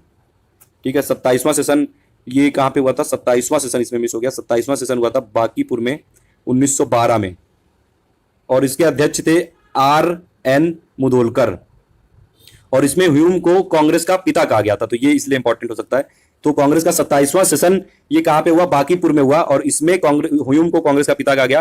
तो ये पूछा जा सकता है कि ह्यूम को कांग्रेस का पिता किस सेशन में कहा गया था, वो कहाँ पे हुआ था, बांकीपुर में हुआ था, 27वां सेशन 1912 में। ठीक है, उसके बाद अगर आप देखें 28वां सेशन, 29वां सेशन और 30वां सेशन, ये इतना इंपॉर्टेंट नहीं है। 31वां सेशन बहुत इंपॉर्टेंट है, ये लखनऊ में हुआ था, अंबिका चरण मजूमदार थे उस समय अध्यक्ष। और देखिए सबसे इंपॉर्टेंट ये कि लखनऊ पैक्ट हो गया था। लखनऊ पैक्ट हुआ था पहली बात तो नरम दल और गरम दल के बीच में, यानी कि मॉडरेट्स और एक्सट्रीमिस्ट के बीच में, और दूसरी बात मुस्लिम जो लीग थी और उसके और कांग्रेस के बीच में, तो सभी समझौते हो गए थे, इसीलिए लखनऊ पैक्ट काफी इंपॉर्टेंट था। तो ये पूछा सकता है कि लखनऊ पैक्ट पहली बात तो इंपॉर्टेंट क्यों है, क्योंकि मुस्लिम लीग और कांग्रेस साथ आ गए थे और मॉडरेट और एक्सट्रीमिस्ट साथ आ गए थे। और दूसरी बात ये कि इसमें ये हुआ कहा था, ये हुआ था लखनऊ में हुआ था, लखनऊ पैक्ट है। तो इसके अध्यक्ष थे अंबिका चरण मजूमदार। ठीक है, ये इसीलिए इंपॉर्टेंट है। और दूसरी बात ये कि तिलक और जिन्ना के सहयोग से कांग्रेस और लीग के बीच में समझौता हुआ, इसीलिए इसको लखनऊ समझौता बोलते हैं। तो कांग्रेस लीग पैक्ट हुआ था इसी में, और फिर मुस्लिम लीग की जो एक पृथक निर्वाचन जो सेपरेट इलेक्टोरेट की मांग थी उसको स्वीकार कर लिया गया था। तो ये कांग्रेस की उस समय एक तरह से कई सारी जगह लिखा है, एक हिस्टोरिकल मिस्टेक भी थी कि सेपरेट इलेक्टोरेट वाला जो ये कॉन्सेप्ट था मुस्लिम लीग का, वो इन्होंने स्वीकार कर लिया था लखनऊ पैक्ट में। इसका बहुत ज्यादा क्रिटिसिज्म भी होता है कई बार, तो ये आप याद रख सकते हैं इसमें। ठीक है, और मदन मोहन मालवीय ने इसका विरोध किया था। और दूसरी बात एक और चीज है, आपने सुना होगा, Swaraj is my birth right and I will take it, वो वाली जो थी कि स्वराज मेरा जन्म सिद्ध अधिकार है और मैं इसे लेकर रहूंगा, बाल गंगाधर तिलक जी ने बोला था इसी सेशन में 1916 में जो लखनऊ पैक्ट हुआ था। कांग्रेस ने जो मॉर्ले मिंटो सुधार हुए थे उसको भी स्वीकृति दे दी थी इसी के बाद। फिर 32वां सेशन हुआ था, ये कहाँ पे हुआ, कलकत्ता में हुआ, और इसकी अध्यक्ष थी एनी बेसेंट। अभी मैंने बताया आपको भारत में 3 महिलाएं रही हैं, सबसे पहली वुमेन प्रेसिडेंट अगर पूछा जाएगा इंडियन नेशनल कांग्रेस की, वो एनी बेसेंट हुई थी कलकत्ता में 1917 में, और ये फॉरेनर थी। तो सबसे ये एक तरह से ये पहली विदेशी महिला अध्यक्ष थी इंडियन नेशनल कांग्रेस की। ठीक है, और पहली महिला अध्यक्ष भी यही थी, लेकिन पहली भारतीय महिला अध्यक्ष कौन थी, वो सरोजिनी नायडू थी। तो ये आप याद रख सकते हैं। 32वें में कलकत्ता में एनी बेसेंट बनी थी, और ये ऐसा था कि जब सबसे पहले कांग्रेस ये तिरंगे को एक्चुअली तिरंगे झंडे को कांग्रेस ने अपनाया था, ये भी आप याद रख लीजिएगा। उसके बाद ये देखिए ये 1918 में एक स्पेशल सेशन भी हुआ था, बॉम्बे में हुआ था, सैयद हसन इमाम के उसमें, ये आप याद रख सकते हैं। उसके बाद ये जो सेशन हुआ था 33वां, ये हुआ था दिल्ली में हुआ था, और इसके अध्यक्ष थे मदन मोहन मालवीय थे, और 1918 में हुआ ये। हिंदी भाषा के प्रयोग पर जोर दिया गया इसमें। कांग्रेस का दूसरा एक तरह से पार्टीशन हुआ यहाँ पे। ठीक है, पहला हुआ था सूरत स्प्लिट में और दूसरा यहाँ पे हुआ, क्योंकि इस समय क्या हो गया था कि जो एक्सट्रीमिस्ट थे वो काफी ज्यादा डोमिनेट करने लगे थे, तो धीरे धीरे फिर ये जो मॉडरेट थे वो लिबरल पार्टी बना के निकल गए थे। तो ये वाली चीज है, ये आप याद रखिएगा। 1918 में इस अधिवेशन का अध्यक्ष किसको चुना गया था, वैसे तो ये बाल गंगाधर तिलक जी को चुना गया था, लेकिन वो कोई एक वैलेंटाइन शिरोल थे, उनके संबंधित मुकदमे के सिलसिले में उनको ब्रिटेन जाना पड़ा था बाल गंगाधर तिलक जी को, इसीलिए फिर ये बने थे फाइनली मदन मोहन मालवीय जी। तो ये काफी इंपॉर्टेंट है। उसके बाद इसी अध्यक्ष में इसी जो 33rd सेशन था, जो 33वां सेशन था, उसमें मैक्स मिलर थे, उन्होंने तिलक को सजा जब सुना दी गई थी, तो उन्होंने ये बोला था, प्रीवी काउंसिल के सदस्य थे, कि एक तरह से उनको सपोर्ट किया था कि ये संस्कृत के एक विद्वान के रूप में तिलक से मेरी दिलचस्पी, तो उनको सपोर्ट किया था तिलक को इन्होंने, मैक्स मुलर ने। और दूसरी बात ये केसरी में जो ये लेख लिखते थे तिलक जी, उसमें उसके खिलाफ ये सेडिशन या फिर राजद्रोह का मामला चला था तिलक के ऊपर। और 1908 में पहली बात तो 6 साल के लिए उनको मिला था पहली सजा। उसके बाद फिर मांडले जेल जो वर्मा में है, वहीं पे ये रहे थे बाल गंगाधर तिलक, और वहीं पे इन्होंने गीता रहस्य नाम की बुक लिखी थी। और देखिए एक और चीज है तिलक जी से रिलेटेड की, जो गणपति का जैसे फेस्टिवल होता है आज की डेट में, वो भी तिलक जी ने स्टार्ट किया था, और ये आप याद रख सकते हैं। और ये कांग्रेस, भारतीय राष्ट्रीय कांग्रेस का पहला ऐसा विशेष अधिवेशन बुलाया गया था ये बॉम्बे में, ये जो मैंने बताया ऊपर, ये सबसे पहली बार स्पेशल सेशन बुलाया गया था भारतीय राष्ट्रीय कांग्रेस का, बॉम्बे में बुलाया गया था। सैयद हसन इमाम थे इसके अध्यक्ष, और इसमें मौलिक अधिकार यानी कि फंडामेंटल राइट्स की बात की गई थी, तथा रॉलेट एक्ट जो था, काला एक्ट बोलते थे उसको, मतलब नो दलील, नो अपील, नो वकील वाला जो एक्ट था, उस पर विचार विमर्श करने के लिए अधिवेशन हुआ था ये स्पेशल सेशन। ठीक है, उसके बाद 34वां सेशन हुआ, ये अमृतसर में हुआ था, और ये 1919 में हुआ था। मोतीलाल नेहरू इसके अध्यक्ष थे। जलियांवाला बाग जो हत्याकांड हो गया था उसको उसकी निंदा की गई थी, प्लस जो खिलाफत आंदोलन था उसको समर्थन देने की बात की गई थी। उसके बाद अगर आप देखें 35वां जो अधिवेशन हुआ था ये नागपुर में हुआ था। सी विजय राघवाचारी थे इसके अध्यक्ष, और चितरंजन दास ने असहयोग आंदोलन का प्रस्ताव रखा था, जो नॉन कॉपरेशन मूवमेंट था। और पहली बार लैंग्वेज के बेसिस पे जो प्रोविंसेस थे उसमें विभाजन की बात की गई थी, और पहली बार कांग्रेस ने रियासतों के लिए भी अपनी जो नीति थी वो घोषित की थी। तो ये इंपॉर्टेंट बात है इसमें 1920 में। उसके बाद देखिए कलकत्ता में एक सेशन रखा गया था 1920 में ही, ये आप याद रख सकते हैं। कलकत्ता में एक सेशन था 1920 में, बहुत इंपॉर्टेंट है ये, और इसके अध्यक्ष थे लाला लाजपत राय। और गांधी जी ने असहयोग आंदोलन यानी कि नॉन कॉपरेशन मूवमेंट इसमें प्रस्ताव रखा था 1920 में कलकत्ता वाले सेशन में, ठीक है। और उसमें कई सारे लोगों ने विरोध किया था, लेकिन वो प्रस्ताव फाइनली बहुमत से पास हो गया था। तो ये आप याद रख सकते हैं। ये अगर पूछा जाएगा कि नॉन कॉपरेशन जो मूवमेंट है वो कब पास हुआ, तो वो पास हुआ था 1920 में। इसके लिए एक कलकत्ता में सेशन रखा गया था, स्पेशल सेशन रखा गया था ये। उसकी अध्यक्षता किसने की थी? लाला लाजपत राय ने। गांधी जी ने रखा था नॉन कॉपरेशन मूवमेंट और का प्रस्ताव, और उसमें उसको पास कर दिया गया था। कई सारे लोगों ने विरोध किया था, चितरंजन दास ने, मोतीलाल नेहरू ने, एनी बेसेंट, मोहम्मद अली जिन्ना ने। उसके बाद फिर 36 सेशन हुआ। ये कहाँ पे हुआ? ये हुआ अहमदाबाद में। और इसकी जो ये अध्यक्ष थे, देखिए अध्यक्ष थे इसमें चितरंजन दास थे, लेकिन वो जेल में थे, तो इसलिए उनकी जगह पे हकीम अजमल खान ने इसमें अध्यक्षता की थी। देखिए इसमें एक सबसे इंपॉर्टेंट बात ये थी कि आपने सुना होगा जो पूर्ण स्वराज वाला सबसे पहले नारा दिया गया था 1929 में, लेकिन उनसे भी पहले एक हसरत मोहानी थे जिन्होंने कंप्लीट इंडिपेंडेंस की बात की थी 1921 में ही। ये इसीलिए बता रहा हूँ क्योंकि इसी साल ही हुआ था, तो ये आप याद रख लीजिएगा। ये क्वेश्चन बीपीएससी में आ चुका है कि सबसे पहली बार कंप्लीट इंडिपेंडेंस की मांग किसने की थी? हसरत मोहानी ने की थी। तो ये आप याद कर लीजिएगा। इसमें मैंने लिखा हुआ है वैसे बाद में लास्ट में सबसे। तो 36 अधिवेशन कहाँ पे हुआ था? अहमदाबाद में हुआ था। और इसमें अध्यक्षता किसने की थी? हकीम अजमल खान ने। चितरंजन दास जेल में थे, तो इसीलिए इनकी जगह पे ये थे।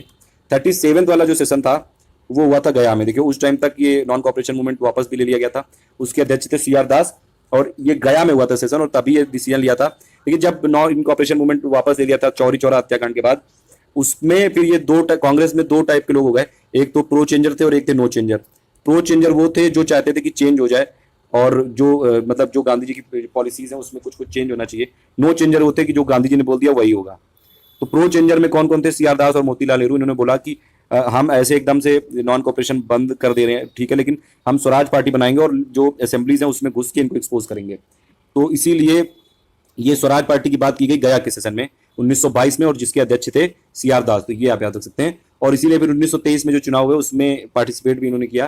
कांग्रेस ने खैर इनको खारिज कर दिया था, और इसीलिए फिर बाद में 1924 में गांधी और चितरंजन दास के बीच में पैक्ट हुआ। तो कांग्रेस ने बोल दिया कि ठीक है आप लोग चलो कांग्रेस के अंदर ही रह के ये काम करते रहो। तो चितरंजन दास ने 1922 में इस्तीफा दे दिया था, ये आप याद रख सकते हैं, ठीक है। उसके बाद स्पेशल सेशन ये बुलाया गया था दिल्ली में।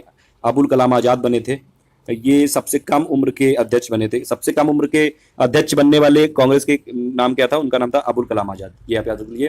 फिर 38 जो सेशन हुआ था, ये 38 सेशन हुआ था, ये आप याद रख सकते हैं। देखिए स्पेशल सेशन हुआ था दिल्ली में। उसके बाद 38 सेशन हुआ था, वो हुआ था काकीनाडा, बंगाल में हुआ था, 1923 में हुआ था। और उसकी अध्यक्षता किसने की थी? मौलाना मोहम्मद अली ने, ठीक है। और इसमें कॉमरेड जो समाचार पत्र उसका संपादन किया गया था। और विशेष अधिवेशन ये दिल्ली में बुलाया गया था, वो तो अलग है, वो तो अभी मैंने बता दिया 1923 में। तो 38 जो सेशन था उसके वो कहाँ पे हुआ था? काकीनाडा, बंगाल में, 1923 में। और इसका ये अध्यक्ष थे मौलाना मोहम्मद अली। कॉमरेड समाचार पत्र का ये संपादन किया गया, ये आप याद रख सकते हैं। तो उसके बाद है फिर 39 वाला सेशन। ये बहुत इंपॉर्टेंट है क्योंकि इसमें जो बेलगाम में हुआ था ये, और इसमें गांधी जी पहली बार अध्यक्ष बने थे कांग्रेस के। और यही एक इकलौता ऐसा सेशन है, इकलौता ऐसा अधिवेशन है जब गांधी जी कांग्रेस के अध्यक्ष बने, और कांग्रेस मुस्लिम लीग से अलग हो गया था, और गांधी दास पैक्ट हो गया था, चितरंजन दास के बीच में पैक्ट हो गया था कि स्वराज पार्टी कांग्रेस के अंडर ही काम करेगी। उसके बाद फिर 40वां सेशन हुआ, ये कानपुर में हुआ। इसमें जो ये 1925 में हुआ था, ये देखिए 39वें के बाद फिर ये 1925 में हुआ कानपुर में सेशन। और इसकी अध्यक्षता किसने की थी? देखिए इसकी अध्यक्षता ये यहाँ पे गलत लिखा है। 1925 में जो कांग्रेस का सेशन हुआ था कानपुर में, इसकी अध्यक्ष थी सरोजिनी नायडू, और ये पहली इंडियन प्रेसिडेंट थी इंडियन नेशनल कांग्रेस की। देखिए सबसे पहली वुमेन केवल अगर पूछा जाएगा, सबसे पहली महिला अध्यक्ष वो एनी बेसेंट है, लेकिन वो फॉरनर थी। सबसे पहली भारतीय महिला अध्यक्ष वो थी सरोजिनी नायडू, कानपुर में बनी थी ये 40वें सेशन में। और इसमें हिंदी का राष्ट्रभाषा के रूप में प्रयोग पे बहुत ज्यादा फोकस किया गया। पूर्ण स्वराज का प्रस्ताव लाया गया था, लेकिन पारित नहीं हुआ यहाँ पे, वो पारित हुआ था 1929 वाले में। और सरोजिनी नायडू पहली बार ये आप याद रख सकते हैं यहाँ पे अध्यक्ष बनी थी, ये इंपॉर्टेंट बात है। उसके बाद फिर 41वां सेशन हुआ, ये हुआ कहाँ पे? गुवाहाटी में हुआ। और इसके अध्यक्ष थे S श्रीनिवास अयंगर, कांग्रेस नेताओं को खादी पहनना अनिवार्य कर दिया गया था। उसके बाद 42वां सेशन ये कहाँ पे हुआ, मद्रास में हुआ। इसके अध्यक्ष कौन बने थे, मुख्तार अहमद अंसारी, और इसमें साइमन कमीशन का विरोध किया गया था 1927 में। साइमन कमीशन को ऑल वाइट कमीशन बोला गया, और इसका विरोध इसीलिए हो रहा था क्योंकि वो लोग इंडियन के भाग्य का फैसला करने आए थे, लेकिन उसमें कोई इंडियन ही नहीं था। वो जो कॉन्स्टिट्यूशनल डेवलपमेंट से रिलेटेड जो ये सब रिफॉर्म करने की कोशिश कर रहे थे वो लोग उस टाइम पे। फिर 43rd जो अधिवेशन हुआ ये कोलकाता में हुआ, और इसमें मोतीलाल नेहरू ने अध्यक्षता की। इसमें देखिए नेहरू रिपोर्ट को स्वीकारने की बात की गई, और उसकी ये मतलब नेहरू रिपोर्ट को बोला गया कि आप ये इसको एग्री करो, वरना फिर ये फिर से ये असहयोग आंदोलन चला देंगे। और उसके बाद वही जो सिविल डिसोबीडियंट मूवमेंट 1932 में चलाया गया था, वो सब यहाँ पे की गई थी। उसके बाद ये 45वां सेशन हुआ था, ये कराची में हुआ था, 1931 में हुआ था। वल्लभ भाई पटेल ने इसकी अध्यक्षता की थी। फंडामेंटल राइट्स की सबसे पहली बार यहाँ पे बात की गई थी, वो भी हम देखेंगे उसमें, पूरा मैंने इसमें बताया हुआ है इसमें, ठीक है। उसके बाद 44वां ये सेशन जो हुआ था, यहाँ पे है देखिए, 45वां हुआ था कराची में, 44 देखिए 43rd हुआ था कलकत्ता में मोतीलाल नेहरू में, ठीक है। और उसके बाद 44th मिस हो गया यहाँ पे, 44th हुआ था लाहौर में हुआ था, और ये 29 में हुआ था 1929 में। सबसे इंपॉर्टेंट तो सेशन यही है, जवाहरलाल नेहरू ने अध्यक्षता की थी। देखिए 1929 में ये आप देखें तो जो 43rd वाला है ये कलकत्ता में हुआ था, उसमें ये 28 में हुआ था, 1928 में। इसमें मोतीलाल नेहरू प्रेसिडेंट थे, उसके बाद फिर इन्हीं के बेटे जवाहरलाल नेहरू प्रेसिडेंट बने 1929 में। और ये सबसे इंपॉर्टेंट इसलिए क्योंकि इसी में पूर्ण स्वराज के प्रस्ताव को पारित किया गया था 31 दिसंबर 1926 को। फिर इसीलिए फिर 26 जनवरी जो 1930 आई, उसमें रावी नदी के किनारे जो झंडा भी फहराया गया, ये आप याद रख सकते हैं। 1930 में कांग्रेस का कोई अधिवेशन नहीं हुआ था, और इसी 26 जनवरी 1930 को पूर्ण स्वतंत्रता दिवस मनाया गया था, स्वाधीनता दिवस मनाया गया था, पूर्ण स्वाधीनता दिवस मनाया गया था 1930 को। और देखिए जब आज़ाद हो गया था देश, तब भी इसीलिए 15 अगस्त को जब आज़ाद हुआ था, उसके बाद 26 जनवरी 1950 को फाइनली इंडिया रिपब्लिक बना था। तो ये आप याद रख सकते हैं। तो 44th वाला काफी इंपॉर्टेंट है, याद रखिएगा। 44th हुआ कहाँ पे था, लाहौर सेशन में हुआ था, 1929 में हुआ था। जवाहरलाल नेहरू उसके अध्यक्ष थे। पूर्ण स्वराज वाला जो रिजोल्यूशन है वो इसी में पास किया गया था। 1930 में कुछ और नहीं हुआ था, कोई सेशन नहीं हुआ था। फिर 45th हुआ, अभी मैंने बताया आपको, 45th ये हुआ कराची में, कराची रेजोल्यूशन बोलते हैं इसको। 1931 में हुआ, वल्लभ भाई पटेल थे इसमें, और फंडामेंटल राइट्स की बात की गई थी यहाँ पे। और दूसरी बात ये कि गांधी जी को राउंड टेबल कॉन्फ्रेंस में जाने के लिए नॉमिनेट किया गया था। देखिए कांग्रेस ने सिर्फ सेकंड वाली राउंड टेबल कॉन्फ्रेंस में पार्टिसिपेट किया है, पहली और तीसरी में नहीं किया था। सेकंड वाली में भी जो सेपरेट इलेक्टोरेट की बात हो गई थी, तो गांधी जी वापस आ गए थे, और उन्होंने देखिए यहाँ से पहले वो सिविल डिसोबीडियंट कर रहे थे मूवमेंट, तो इसीलिए अब पहला वाला जब राउंड टेबल कॉन्फ्रेंस हो गया, तो फिर ब्रिटिशर्स ने देखा कि जब कांग्रेस ही नहीं आई, इतना बड़ा पार्टी नहीं आई, तो फिर ऐसे राउंड टेबल कॉन्फ्रेंस करने का मतलब क्या है। तब गांधी इरविन पैक्ट हुआ, कुछ बात चली कि पॉलिटिकल प्रिजनर छोड़ देंगे, जो लैंड कॉन्फिस्केट कर लिया है वो सब वापस कर देंगे। तो गांधी इरविन पैक्ट जब पास हुआ, तब गए थे गांधी जी सेकंड वाले राउंड टेबल कॉन्फ्रेंस में। ये सब आप याद रख सकते हैं, ठीक है। तो ये सब हुआ था 45वें सेशन में कराची में, वल्लभ भाई पटेल इसके अध्यक्ष थे। फिर उसके बाद हुआ ये 46वां सेशन, इतना इंपॉर्टेंट नहीं है। 47वां भी, 47वां में तीसरी बार ये कोई महिला अध्यक्ष बनी थी इंडियन नेशनल कांग्रेस की, बैन कर दिया गया था खैर ये। उसके बाद 48वां जो आप देखें इसमें, 48वां जो सेशन था इसमें, वो हुआ था कहाँ पे, बॉम्बे में हुआ था, और इसके अध्यक्ष थे राजेंद्र प्रसाद। कांग्रेस सोशलिस्ट पार्टी की स्थापना हुई थी 1934 में, CSP की स्थापना हुई थी 1934 में, ये आप याद रख सकते हैं। प्लस ये जो अखिल भारतीय खादी ग्राम उद्योग की स्थापना की थी, और उसके अध्यक्ष थे ये श्री कृष्णदास। उसके बाद अखिल भारतीय चरखा संघ की भी स्थापना की थी, उसके अध्यक्ष थे जवाहरलाल नेहरू। उसके बाद अगर आप देखें तो ये जो अधिवेशन था ये 1934 वाला, ये कांग्रेस के स्वर्ण जयंती के रूप में भी मनाया गया, और कांग्रेस सोशलिस्ट पार्टी का ये इसमें इसी के टाइम पे फाउंड हुई थी। तो ये आप याद रखिएगा, 1934 में कांग्रेस सोशलिस्ट पार्टी के मेन फाउंडर कौन थे, JP नारायण प्लस आचार्य नरेंद्र देव, ठीक है। ये सब चीज़ याद रखिएगा। उसके बाद हुआ था फिर 1936 में हुआ था एक 49th वाला सेशन हुआ था 1936 में, वो हुआ था कहाँ पे, लखनऊ में हुआ था। अध्यक्ष थे उसके जवाहरलाल नेहरू, और उसमें कांग्रेस पार्लियामेंट बोर्ड की स्थापना की गई थी, और कांग्रेस का लक्ष्य उसमें एक तरह से सोशलिस्ट निर्धारित किया गया। उसके बाद अगर आप देखें 50वां जो सेशन था कांग्रेस का, 50वां सेशन कहाँ पे हुआ, फैजपुर में हुआ, बंगाल में। और ये ऐसा पहली बार हो रहा था जब कांग्रेस का अधिवेशन किसी गांव में हुआ था। तो ये आप याद रखिएगा, ये क्वेश्चन आ सकता है कि कांग्रेस का सबसे पहली बार अधिवेशन किसी गांव में किस सेशन में हुआ था, वो हुआ था फैजपुर में हुआ था, 1937 में हुआ था, ठीक है। और ये बंगाल में हुआ था, और ये इसमें एक 13 सूत्री अस्थायी कृषि कार्यक्रम भी घोषित किया गया। उसके बाद आप देखें तो 51 सेशन, ये बहुत इंपॉर्टेंट है, 51 और 52, क्योंकि इसमें हरिपुरा और त्रिपुरी में दोनों में सुभाष चंद्र बोस जी कांग्रेस के अध्यक्ष बने थे। हरिपुरा में ये एक देखिए नेशनल प्लानिंग कमेटी की बात की गई थी, और ये 1938 में जो हुआ था ये, इसमें सुभाष चंद्र बोस जी ने आइडिया दिया था नेशनल प्लानिंग कमेटी बनाने के लिए, लेकिन इसके अध्यक्ष बनाए गए थे कौन, जवाहरलाल नेहरू। तो ये आप याद रख सकते हैं। और इसमें दूसरी बात कि भारत की स्वतंत्रता में रजवाड़ों को भी शामिल किया गया था 1938 में। उसके बाद फिर लगातार देखिए 2 बार बने थे सुभाष चंद्र बोस जी। तो उसके बाद ये त्रिपुरी में हुआ था, जबलपुर मध्य प्रदेश में, ये आप याद रखिए 1939 में। और इसमें भी गांधी जी ने सुभाष चंद्र बोस के खिलाफ कैंडिडेट किया था, लेकिन फिर भी सुभाष चंद्र बोस जी जीत गए थे। लेकिन गांधी जी की भावनाओं का ख्याल रखते हुए सुभाष चंद्र बोस जी ने रिजाइन कर दिया था और फिर गांधी जी ने इस सेशन में बना दिया था राजेंद्र प्रसाद को अध्यक्ष। तो ये क्वेश्चन भी आ सकता है कि जब सुभाष चंद्र बोस ने रिजाइन कर दिया गया था तब किसको बनाया था अध्यक्ष, तो वो बनाया था ये राजेंद्र प्रसाद को। और सुभाष चंद्र बोस ने किसको हराया था, सुभाष चंद्र बोस ने गांधी जी का जो एक रिप्रेजेंटेटिव थे पट्टाभाई सीतारमैया को हराया था। और गांधी से मतलब डिस्प्यूट हो गया था, तो इसीलिए सुभाष चंद्र बोस जी फॉरवर्ड ब्लॉक बना के निकल लिए थे, कांग्रेस से हट गए थे और उन्होंने अपनी फॉरवर्ड ब्लॉक बना ली थी। और बाद में अध्यक्षता कितने की थी, राजेंद्र प्रसाद ने। तो ये हो गया, ठीक है। उसके बाद 53rd वाला इतना इंपॉर्टेंट नहीं है। उसके बाद 54th वाला जो हुआ है वो मेरठ में हुआ था और ये जेबी कृपलानी इस समय अध्यक्ष थे। देखिए आजादी से पहले ये लास्ट सेशन था कांग्रेस का। जवाहरलाल नेहरू ने नवंबर में इस्तीफा दे दिया था और इसीलिए कृपलानी अध्यक्ष बनाए गए थे। और स्वतंत्रता प्राप्ति जब तक हमको फ्रीडम नहीं मिली तब तक कृपलानी, जो जेबी कृपलानी यही अध्यक्ष बने रहते। फिर ये नवंबर 1947 में इस्तीफा दे दिया इन्होंने और फिर राजेंद्र प्रसाद अध्यक्ष बनाए गए। ये सब याद रख सकते हैं। उसके बाद देखिए तो आजादी से जस्ट पहले कहां पे हुआ था सेशन, मेरठ में हुआ था, ठीक है, ये आप याद रखिएगा। और उससे पहले अध्यक्ष कौन थे, जेबी कृपलानी, आजादी से जस्ट पहले। आजादी के जस्ट बाद सेशन कहां पे हुआ, जयपुर में हुआ। और उसके बाद अध्यक्ष थे बी पट्टाभाई सीतारमैया, जिनको 1939 में सुभाष चंद्र बोस ने हराया था। कुछ और फैक्ट इसमें देख लेते हैं। देखिए 1935 में कांग्रेस का कोई भी सेशन नहीं हुआ था, ठीक है। दूसरी बात यह कि अबुल कलाम आजाद ये सबसे लंबे टाइम तक कांग्रेस के अध्यक्ष रहते, 1940 से 45 तक लगातार, जो अगर आप बात करें तो, ठीक है। उसके बाद अगर आप देखें तो वायसराय जो करजन ने बोला था कि मौत की अंतिम, कांग्रेस जो है वो मौत की अंतिम घड़ियां गिन रही है। लाला लाजपत राय ने बोला था क्या, कि कांग्रेस लॉर्ड डफरिन के दिमाग की उपज है। तो ये पूछा सकता है कि कांग्रेस लॉर्ड डफरिन के दिमाग की उपज है, किसने बोला था, लाला लाजपत राय ने। बंकिम चंद्र चटर्जी ने बोला था कांग्रेस के लोग पदों के भूखे हैं। तो ये किसने बोला था, कांग्रेस के लोग पदों के भूखे हैं, बंकिम चंद्र चटर्जी ने। तिलक ने बोला था कि वर्ष में एक साल में एक बार टर्राने से कुछ नहीं मिलेगा, जैसे मेढक टर्राते हैं हर साल में जब बारिश के टाइम। तो वो उन्होंने कांग्रेस पे कमेंट किया था कि एक साल में एक बार आप मिलते हो बस और चाय पी के और टर्रा टर्रा के निकल लेते हो। कांग्रेस ने, ये तिलक ने कांग्रेस के ऊपर कमेंट दिया था। फिर स्थापना, देखिए जब कांग्रेस की स्थापना हुई थी तो 2 थ्योरीज थी, एक थी सेफ्टी वॉल्व थ्योरी और एक तो थी सेफ्टी वॉल्व थ्योरी और एक और थी, वो भी याद नहीं आ रही मुझे। और देखिए सेफ्टी वॉल्व थ्योरी ये थी कि ब्रिटिशर्स ने ये महसूस किया कि लोगों के बीच में डिसकंटेंट बढ़ता जा रहा है और इसीलिए कुछ ऐसा बनाना चाहिए ताकि लोगों का रोष निकल सके।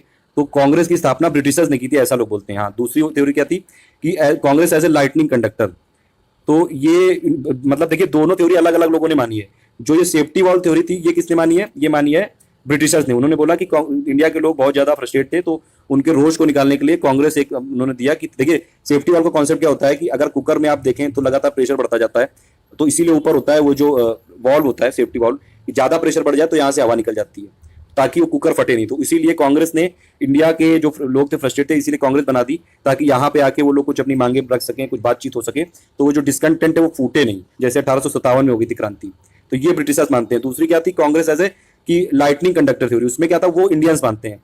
वो क्या कहते हैं कि देखिए ऐसा कुछ नहीं है, इंडियंस ने एओ को यूज करके as a lightning conductor use करके बना लिया कांग्रेस को। और क्योंकि देखिए एओ तो ब्रिटिश के थे, ब्रिटिशर्स थे, ये फॉरेनर थे, तो इसीलिए कांग्रेस इसीलिए बन पाई क्योंकि ब्रिटिशर्स ने सोचा कि ठीक है ये हमारा ही बंदा बना रहा है तो इसमें हमारे हित छुपे रहेंगे और जो कांग्रेस वाली चीज होगी, जो भी ये लोग एक्टिविटी करेंगे हमको पता चलेगी।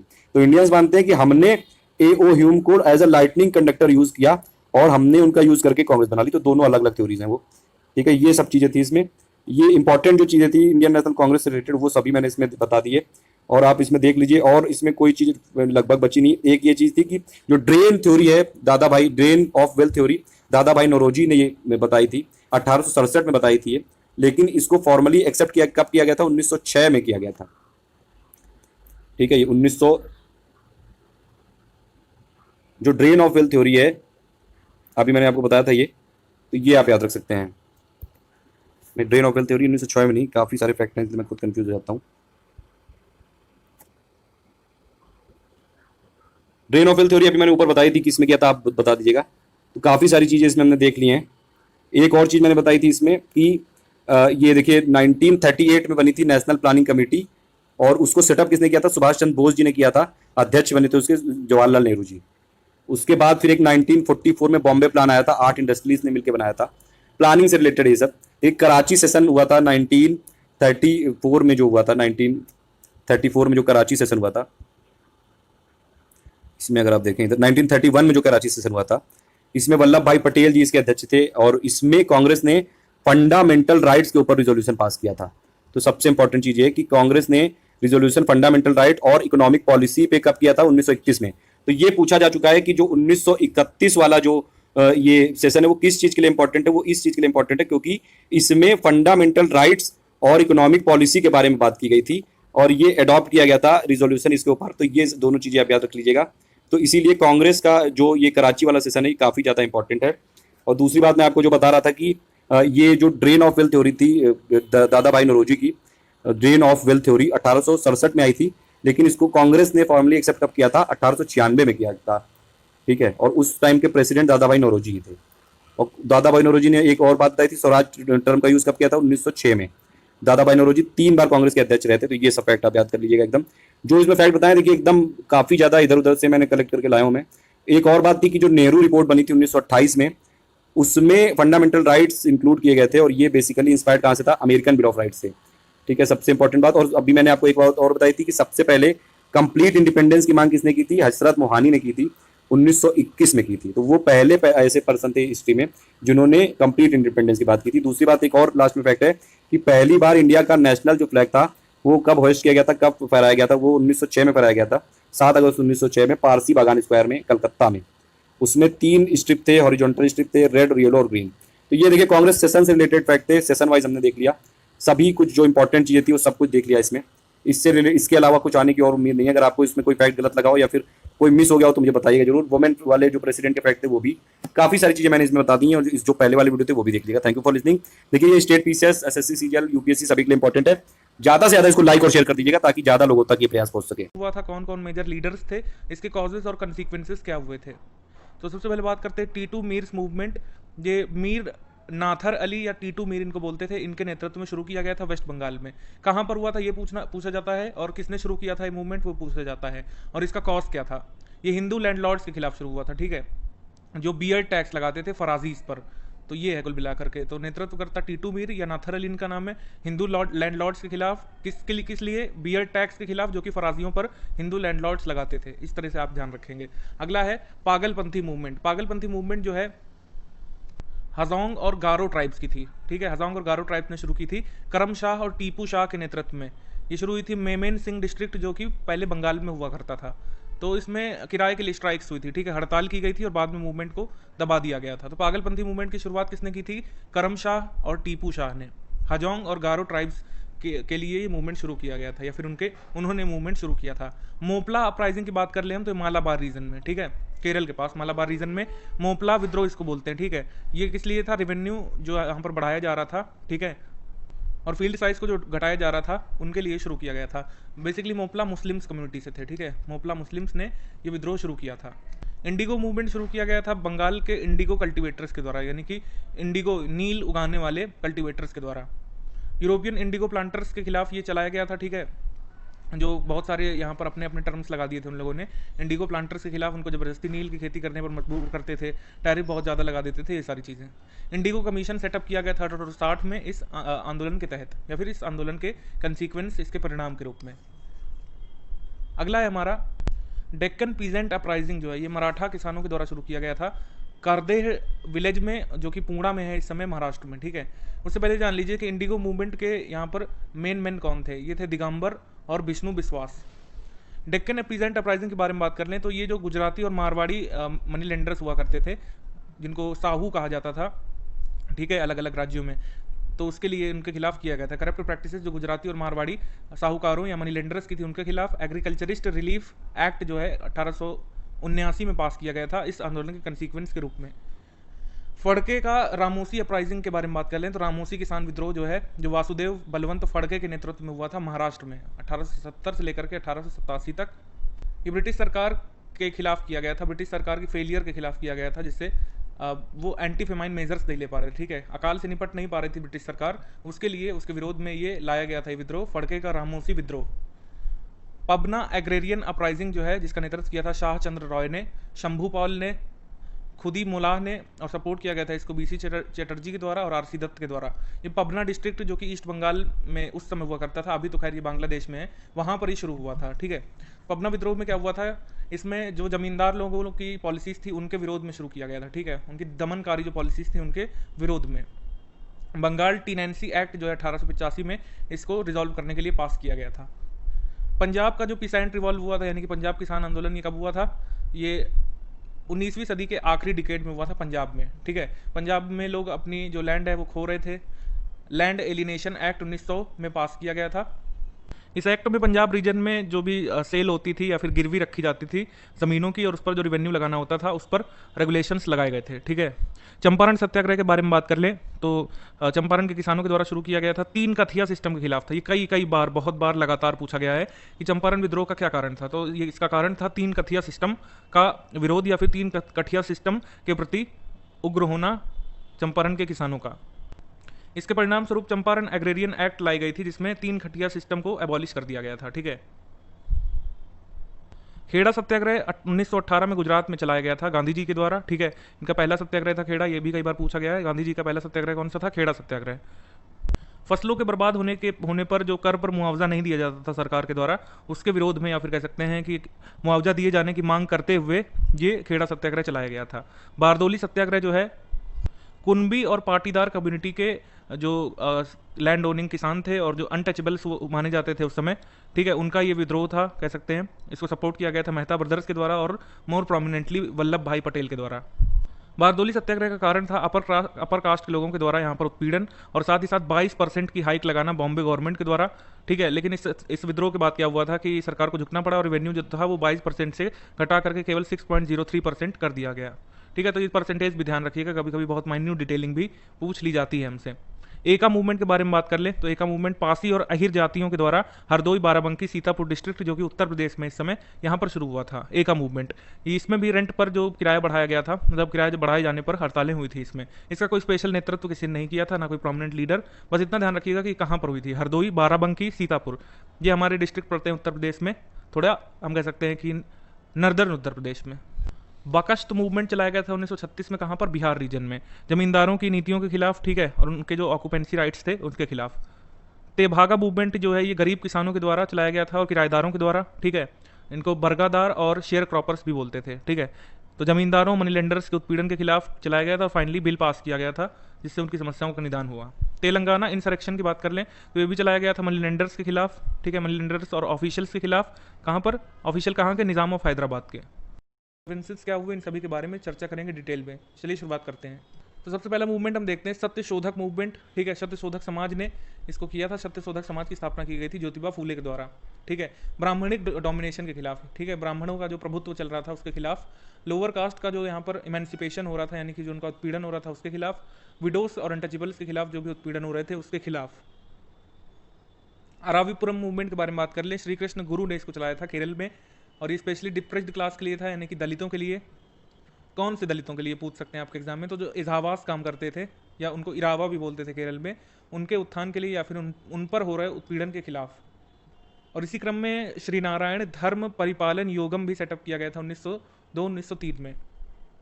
जस्टिस पार्टी मूवमेंट चलाया गया था doctor TM Nair, P Thyagaraja Chetty और CN मुदाइलायर के द्वारा। ठीक है, गवर्नमेंट सर्विसेज में जो ब्राह्मणों का प्रभुत्व था, उनका डोमिनेशन था, एजुकेशन में, पॉलिटिकल फील्ड में, लगभग हर जगह साउथ इंडियन लिबरेशन फेडरेशन बनाई गई थी इसके अगेंस्ट, या फिर कह सकते हैं डिप्रेस्ड क्लास के लिए। और एफर्ट्स जो थे उनके तहत आखिरकार ब्रिटिश गवर्नमेंट ने 1930 में ऑर्डर पास किए जिससे कि डिप्रेस्ड क्लास को रिजर्वेशन प्रोवाइड करवाया गया गवर्नमेंट सर्विसेज में। नायर मूवमेंट जो था CV रमन पिल्लई, K रामकृष्ण पिल्लई और M पद्मनाभ पिल्लई के द्वारा चलाया गया। एक बार फिर से ब्राह्मणों के डोमिनेशन के खिलाफ, दलितों के उत्पीड़न के खिलाफ। मलयाली मेमोरियल का यहाँ पर स्थापना की गई थी रमन पिल्लई के द्वारा 1891 में। नायर सर्विस सोसाइटी पद्मनाभ पिल्लई के द्वारा सेटअप की गई थी 1914 में। सेल्फ रिस्पेक्ट मूवमेंट चलाई गई थी EV रामस्वामी के द्वारा नईकर और पेरियार में।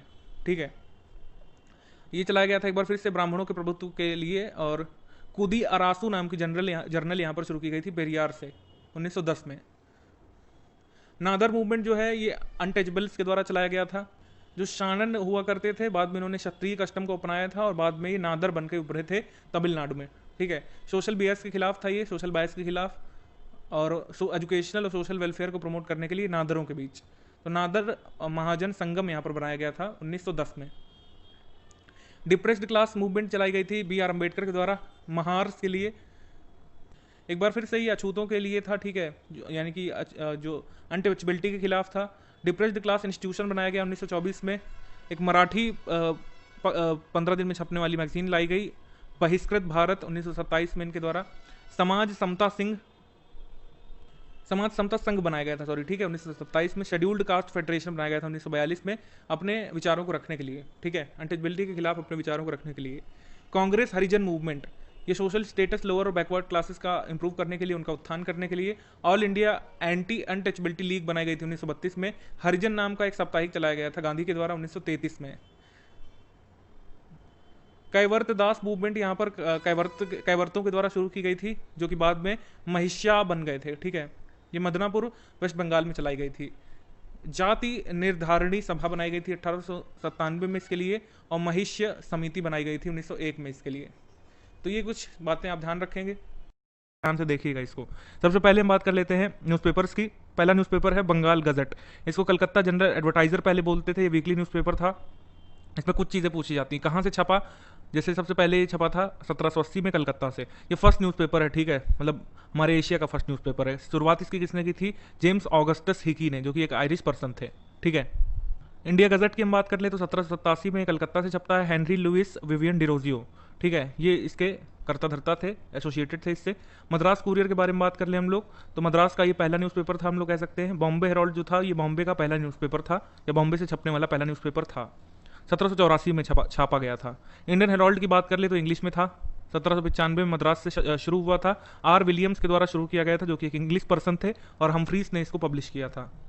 दिग्दर्शन की बात कर लें तो ये बंगाली का पहला मंथली, आप कह सकते जर्नल था, मंथली जर्नल था ये शुरू कहाँ से हुआ था? कलकत्ता में 1818 से। कलकत्ता जर्नल की बात कर ले तो पहला बंगाली न्यूज़पेपर था, ठीक है, पहला बंगाली न्यूज़पेपर। आपका जो पहला मैंने दिखाया वो नहीं था। एक चीज़ यहाँ पर ध्यान रखिएगा कि ये बंगाल गजट जो है ये बंगाली में नहीं छपा था, ठीक है, हमारा पहला न्यूज़पेपर बंगाली में नहीं छपा था। पहला बंगाली आपका जो न्यूज़पेपर था वो था कलकत्ता जर्नल। ये कलकत्ता से छपा था, हरिश्चंद्र रॉय ने इसको छापा था। दिग्दर्शन जो था ये पहला बंगाली मंथली जर्नल था, ये 1818 में कलकत्ता से छापा गया था। संवाद कौमुदी की बात कर लें तो ये वीकली जर्नल थी, ठीक है, ये साप्ताहिक पत्रिका छापी थी राजा राम मोहन रॉय ने। मीरातुल अकबर के बारे में बात कर ले तो ये पर्शियन में, ठीक है, फारसी में पहली जर्नल थी, ये राजा राम मोहन रॉय ने इसको शुरू किया था या फिर पब्लिश करवाया था। जामे जहान नुमा कह सकते हैं हम इसको, ये इंग्लिश फर्म ने चालू किया था। ये पहला पेपर था उर्दू में। तो जो पहला जो मैं बता रहा हूँ उसको जरूर ध्यान रखिएगा, ठीक है। पहला पेपर उर्दू में कौन है? जामी जहान नुमा, कलकत्ता से छपा, ठीक है। फारसी में पहला जर्नल कौन सा है? ये मीरातुल अकबर है। संवाद कौमुदी पहली वीकली बंगाली में, और first Bengali newspaper Calcutta journal. जो फर्स्ट है फर्स्ट लैंग्वेज का वो बहुत बहुत इंपॉर्टेंट है। अब बंगदूता, ये एक वीकली जर्नल थी जो 4 भाषाओं में छपती थी, ठीक है। राजा राम मोहन रॉय द्वारका नाथ ने इसको शुरू किया था। 4 लैंग्वेजेस कौन कौन सी हैं? इंग्लिश, बंगाली, पर्शियन और हिंदी, ठीक है। तो बंगदत्त जो थी 4 भाषाओं में उपलब्ध थी, वीकली जर्नल। बॉम्बे समाचार के बारे में बात कर लें तो 1822 में बॉम्बे से पब्लिकेशन होता है इसका। ईस्ट इंडिया ये छापा गया था 19वीं सेंचुरी में हेनरी विवियन डिरोजियो के द्वारा। ये डेली था, डेली न्यूज़पेपर। बॉम्बे टाइम्स के बारे में बात कर लें 1861 से लेकर के, ठीक है, ये चला था, बाद में टाइम्स ऑफ इंडिया में बदल गया। इसकी फाउंडेशन लेकर ही थी, मतलब इसका तत्वाधान किया गया था रॉबर्ट नाइट के द्वारा, ठीक है, थॉमस बेनेट के सहयोग के साथ। रस्त गफ्तार काफ़ी इंपॉर्टेंट है, कई बार पूछा भी गया है, दादा भाई नौरोजी ने शुरू किया था, ठीक है। 15 दिन में छपने वाला एक गुजराती जर्नल था, ठीक है। फोर्टनाइट का मतलब होता है जो 15 दिन में एक बार आता है। हिंदू पैट्रियट शुरू किया गया था गिरीश चंद्र घोष के द्वारा, ठीक है, हिंदू पैट्रियट गिरीश चंद्र घोष के द्वारा। इसमें हरीश चंद्र मुखर्जी ओनर और एडिटर बने थे बाद में। सोम प्रकाश जो है ये कलकत्ता से छपा था। द्वारका नाथ विद्याभूषण ने इसको शुरू किया था। ये पहला बंगाली पॉलिटिकल न्यूज़पेपर था, ठीक है। इंडियन मिरर जो था ये फोर्टनाइटली जर्नल थी, ठीक है, 15 दिन में एक बार आने वाली। ये कलकत्ता से छापा था इसको देवेंद्र नाथ टैगोर ने। और बाद में ये इंडियन डेली पेपर जो कि इंग्लिश में था उसमें बदल गई थी, ठीक है। बंगाली की बात कर ले हम, ठीक है, बंगाली और अमृत बाजार पत्रिका ये वर्नाकुलर पेपर्स थे, ठीक है, यानी कि क्षेत्रीय भाषाओं में छपते थे, रीजनल लैंग्वेजेस में। अगला है national paper. National paper Calcutta से छापा था देवेंद्र नाथ टैगोर ने, ठीक है। बंगाली गिरीश चंद्र घोष, ने छापा था और बाद में सुरेंद्र नाथ बनर्जी ने इसको टेक ओवर कर लिया था। ठीक है, बंगाली में फिर इनके भड़काऊ भाषण से फिर इनको जेल भी भेजा गया था। आगे कहानी हम जानते ही हैं, आपने पढ़ा होगा अपने स्पेक्ट्रम में। नेशनल पेपर कलकत्ता हो गया। मद्रास मेल की बारे में बात कर लें तो फर्स्ट इवनिंग पेपर था इंडिया में। फर्स्ट इवनिंग पेपर इंडिया कौन है? मद्रास मेल। एडिटर का नाम ज्ञात नहीं है। अमृत बाजार पत्रिका जो कि पहले बंगाली में छपी थी और बाद में इंग्लिश डेली बन गई थी। ठीक है, जैसोर डिस्ट्रिक्ट से शुरू हुई थी। शिशिर कुमार घोष और मोतीलाल घोष ने इसको शुरू किया था। बंग दर्शन जो कि बंगाली में छपा था और बाद में इंडियन स्टेट्समैन बन जाता है, बंकिम चंद्र चटर्जी ने इसको शुरू किया था। बंग दर्शन। इंडियन स्टेट्समैन जो कि बाद में स्टेट्समैन बन गया था, इसको स्टार्ट किया था रॉबर्ट नाइट ने। द हिंदू, ठीक है, ये एक वीकली जर्नल के रूप में शुरू हुआ था मद्रास में। GS अय्यर और विराघवचारी सुब्बराव पंडित, इन लोगों ने मिलकर के इसको फाउंड किया था, इसकी स्थापना करी थी। फिर बाद में आप जानते हैं द हिंदू आज भी छपता है हमारा। ट्रिब्यून के बारे में बात कर लें तो डेली छपता था दयाल सिंह मजीतिया के द्वारा। केसरी ये मराठी में डेली छपता था न्यूज़पेपर। और महारत जो था वो इंग्लिश वीकली था। ठीक है, इंग्लिश वीकली जर्नल थी महारत, और तिलक ने छापा था इसको। ठीक है, तिलक, चिपलुंकर, अगरकर और ये सब लोग उन्होंने मिल करके इसको एडिट किया था। लेकिन आपसे एग्जाम में पूछेगा तो आप तिलक ही लिखिएगा। ठीक है, बाल गंगाधर तिलक। स्वदेश मित्रम ये किसने शुरू किया था? GS अय्यर ने। ये तमिल पेपर था। परिदर्शक एक वीकली के रूप में शुरू हुआ था। ठीक है, 1886 में बिपिन चंद्रपाल ने इसको पब्लिश किया था। युगांतर बरिंद्र कुमार घोष और भूपेंद्र नाथ दत्त ने इसको शुरू किया था बंगाल से। संध्या 1906 बंगाल से शुरू हुई थी, ब्रह्मबंध उपाध्याय ने। ठीक है, काल ये छपा था महाराष्ट्र में। इंडियन सोशलिस्ट ये लंदन में छापा गया था श्यामजी कृष्ण वर्मा के द्वारा। वंदे मातरम ये पेरिस में छापा गया था मैडम भीकाजी कामा के द्वारा। तलवार ये बर्लिन में छापा गया था जर्मनी में वीरेंद्र नाथ चट्टोपाध्याय के द्वारा। फ्री हिंदुस्तान वैंकूवर में छापा गया था तारकनाथ दास के द्वारा। गदर जो था ये छापा गया था आपका सैन फ्रांसिस्को में। ठीक है, गदर पार्टी इसको पब्लिश करती थी। और रेशवा ये छापा गया था अजीत सिंह के द्वारा। बॉम्बे क्रॉनिकल ये छापा गया था फिरोज शाह मेहता के द्वारा। एडिटर थे इसके BG हॉर्निमैन। हिंदुस्तान टाइम्स ये दिल्ली से छापा गया था, इसकी स्थापना का श्रेय जाता है KM पणिक्कर को। और ये बाद में अकाली दल मूवमेंट का पार्ट बना था हिंदुस्तान टाइम्स। मिलाप जो है ये उर्दू डेली था, लाहौर से शुरू हुआ था। MK चंद मदन मोहन मालवीय ने मिलकर के इसको शुरू किया था। ठीक है, मिलाप उर्दू डेली। और लीडर जो था इंग्लिश में ये भी इन्हीं के द्वारा शुरू किया गया था। कीर्ति के बारे में बात कर लें तो संतोष सिंह इसके फाउंडर हैं। बहिष्कृत भारत ये मराठी फोर्टनाइटली मैगजीन थी, यानी 15 दिन में छपने वाली एक मैगजीन थी। BR अम्बेडकर ने इसको शुरू किया था। ठीक है, बहिष्कृत भारत। कुदी अरासू ये किसने शुरू किया था? EV रामस्वामी नाइकर ने। ठीक है, और SS मिराजकर ने, KN जोगलेकर ने। कुदी अरासू तमिल में। क्रांति ये किसने छापा था? महाराष्ट्र में गोपू चक्रवर्ती और धारानी ने। लंगन और गानाबाई ये गोस्वामी ने छापा था। बंगाल में बंदी जीवन ये छापा था सचिंद्र नाथ सान्याल ने। नेशनल हेराल्ड जो डेली शुरू किया गया था जवाहरलाल नेहरू के द्वारा 1938 में। तो एक बार लिस्टिंग आपको ऊपर से नीचे तक कर देते हैं, आप स्क्रीनशॉट वगैरह लेना चाहें तो ले सकते हैं। अगर आप हमारे पेड ग्रुप के मेंबर हैं तो आपको PDF ऑलरेडी प्रोवाइड कर दी गई होगी। ठीक है जी, तो इसको आप लोग ले लीजिएगा। इससे जरूर क्वेश्चन आता है। UPSSC का एग्जाम हो, स्टेट PCS हो, ये बहुत फेवरेट टॉपिक है। आप इसको जरूर से तैयार रखिए अपना एक क्वेश्चन सही करने के लिए। अगर आपको वीडियो पसंद आया तो लाइक कर दीजिएगा, शेयर कर दीजिएगा, सब्सक्राइब कर दीजिएगा चैनल को। हम लोग दोस्तों मिलेंगे अपने नेक्स्ट सेशन में, तब तक के लिए जय हिंद दोस्तों, वंदे मातरम। सबसे पहले हम बात करते हैं यहाँ पर स्वामीनारायण संप्रदाय के बारे में। ठीक है, स्वामीनारायण संप्रदाय गुजरात में। कहाँ पर लोकेशन ध्यान रखिए, गुजरात में उदय हुआ था अर्ली 19th सेंचुरी में। स्वामी सहजानंद जो थे वो यहाँ पर एसोसिएटेड थे इस मूवमेंट से। उनका असली नाम था ज्ञान श्याम। क्या नाम था? ज्ञान श्याम। अब उनकी आइडियोलॉजीज और एफर्ट्स भी पूछे जाते हैं कभी कभी। तो उनका बिलीव था एक थीस्टिक गॉड में जो प्रोटेक्ट करते हैं हमको एपिक्यूरियन प्रैक्टिसेस से। ठीक है, और वैष्णविज्म के अगेंस्ट थे ये। ठीक है, और मोरल कोड को एक प्रिस्क्राइब किया गया था इस संप्रदाय के तहत। हम लोग ब्रह्म समाज के बारे में बात कर लेते हैं। इसको पहले आत्मीय सभा कहा जाता था। ये भी कई बार क्वेश्चन आया है कि ब्रह्म समाज को पहले क्या कहते थे। इसको बोलते थे आत्मीय सभा।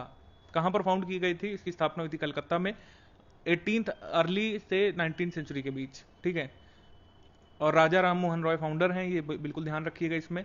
देवेंद्र नाथ टैगोर ने यहाँ पर पहले आदि ब्रह्म समाज बनाया था। केशव चंद्र सेन ने बाद में ब्रह्म समाज ऑफ इंडिया बनाया था। किससे बनाया था? जो सेक्शनिस्ट थे, यानी जो लोग विघटित हो गए थे किससे? अर्लियर ब्रह्म समाज से, उससे विघटित होकर के लोगों ने ग्रुप बनाया था साधारण ब्रह्म समाज के नाम से। ठीक है, साधारण ब्रह्म समाज। तो ये कुल मिला के 3 बातें ब्रह्म समाज से रिलेटेड। पहले का नाम था आत्मीय सभा। ठीक है, फाउंडर कौन? राजा राम मोहन रॉय। देवेंद्र नाथ टैगोर ने बाद में आदि ब्रह्म समाज बनाया। केशव चंद्र सेन ने यहाँ पर ब्रह्म समाज ऑफ इंडिया बनाया। ठीक है, इस ग्रुप को किन लोगों ने ज्वाइन किया? जो कि सेक्शनिस्ट थे पिछले वाले ब्रह्म समाज से। इन लोगों ने मोनोथीज्म प्रपोज किया था, यानी कि एकेश्वरवाद थे, एकेश्वरवाद में बिलीव करते थे, यानी कि एक ही गॉड है, उसी का सब कुछ है। इनकारनेशन में इनका डिसबिलीफ था, इन्होंने अपोज किया था। मेडिटेशन का इन्होंने विरोध किया था और सैक्रिफाइसेस का बिल्कुल विरोध किया था। और प्रीस्ट आइडोलेट्री ये बिल्कुल ही प्रोहिबिटेड थे ब्रह्म समाज के द्वारा। ब्रह्म समाज वाले अपने अपने जो भी मठ वगैरह बनाते थे उसमें कभी भी कोई मूर्ति नहीं रखते थे। सुपरस्टिशियस के खिलाफ थे, सुपरस्टिशियस एक्ट्स के, अंधविश्वास के, सती प्रथा के खिलाफ थे और रिफॉर्म करना चाहते थे हिंदू सोसाइटी को। ठीक है, अब कुछ जर्नल्स यहाँ पर राम मोहन रॉय के द्वारा निकाले गए। एक है संवाद कौमुदी, इसका नाम ध्यान रखिएगा, 1821। ठीक है, 1821 में निकाली गई संवाद कौमुदी। मिरातुल अकबर निकाली गई देवेंद्र नाथ टैगोर के द्वारा, ये भी काफी इंपॉर्टेंट है। टैगोर के द्वारा निकाली गई यहाँ पर, किस टैगोर के द्वारा, एक मिस्टेक है यहाँ पर, मिरातुल अकबर किसकी है, ये है देवेंद्र नाथ टैगोर की। ठीक है, मिरातुल अकबर किसकी, देवेंद्र नाथ टैगोर की। तत्व बोधिनी पत्रिका किसने निकाली थी, केशव चंद्र सेन ने, केशव चंद्र सेन ने। इंडियन मिरर किसने निकाली थी, इंडियन मिरर किसने निकाला, केशव चंद्र सेन ने। तो तत्व बोधिनी से रिलेटेड कौन है, केशव चंद्र सेन, और इंडियन मिरर से भी यही रिलेटेड है।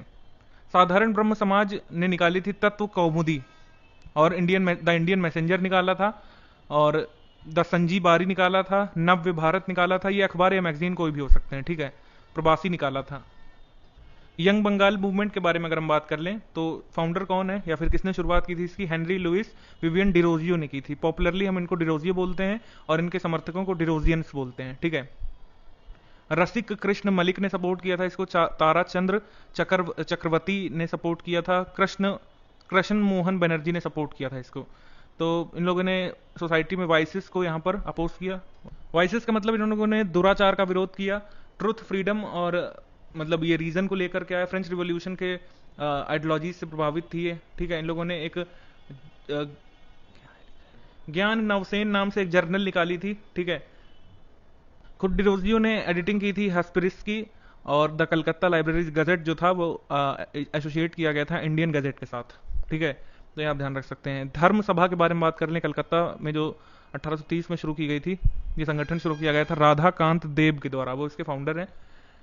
ये ब्रह्म समाज को काउंटर करने के लिए या फिर उसके कह सकते हैं खिलाफत में ये बनाया गया था, हम लोग कह सकते हैं। ऑर्थोडॉक्सी के प्रोटेक्शन के लिए, आप ऐसा समझो जो भी ब्रह्म समाज की आइडियोलॉजीज होंगे वो इसके खिलाफ होंगे। जैसे कट्टरपंथ का विरोध किया था ब्रह्म समाज ने, तो ये कट्टरपंथ के साथ थे। इन लोगों ने रेडिकल और लिबरल रिफॉर्म्स को कंडेम्ड किया था। ठीक है, और वेस्टर्न एजुकेशन के स्प्रेड में इन्होंने सपोर्ट किया। वहाबी मूवमेंट के बारे में बात कर लें, इससे बहुत बहुत बार क्वेश्चन आते हैं। वहाबी मूवमेंट रोहिलखंड में शुरू हुई थी बेसिकली, काबुल में, नॉर्थ वेस्ट फ्रंटियर प्रोविंस में, बंगाल में, सेंट्रल प्रोविंसेस में, सिताना में, और नॉर्थ वेस्टर्न फ्रंटियर प्रोविंसेस में। 1850 के बाद से शुरू होती है। ठीक है, 1820 में हालांकि इसका उदय हो चुका था। 1870 में पूरी तरह से ब्रिटिशर्स ने इसका दमन कर दिया। तो ये शुरुआत और उदय और दमन तीनों की डेट्स वगैरह ध्यान रखिएगा। सैयद अहमद जो बरेली से थे वो इसके फाउंडर माने जाते हैं, ये बहुत बहुत इंपॉर्टेंट है। सैयद अहमद इसके फाउंडर हैं, हालांकि बाद में इनका रोल काफी कम हो जाता है। विलायत अली, शाह मोहम्मद हुसैन, फरहद हुसैन, ये सारे पटना से थे, इन लोगों ने सपोर्ट किया। पटना से कौन कौन थे, विलायत अली, शाह मोहम्मद हुसैन और फरहद हुसैन। इनायत अली ने भी सपोर्ट किया इसको। इन लोगों ने वलीउल्लाह के टीचिंग्स को प्रोपोगेट किया। इन लोगों ने ब्रिटिशर्स के खिलाफ यहाँ पर लड़ाई लड़ी।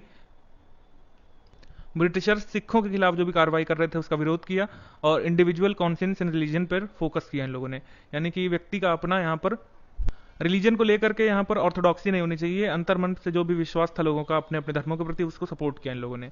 अब नामधारी और कूका मूवमेंट के बारे में बात कर लेते हैं।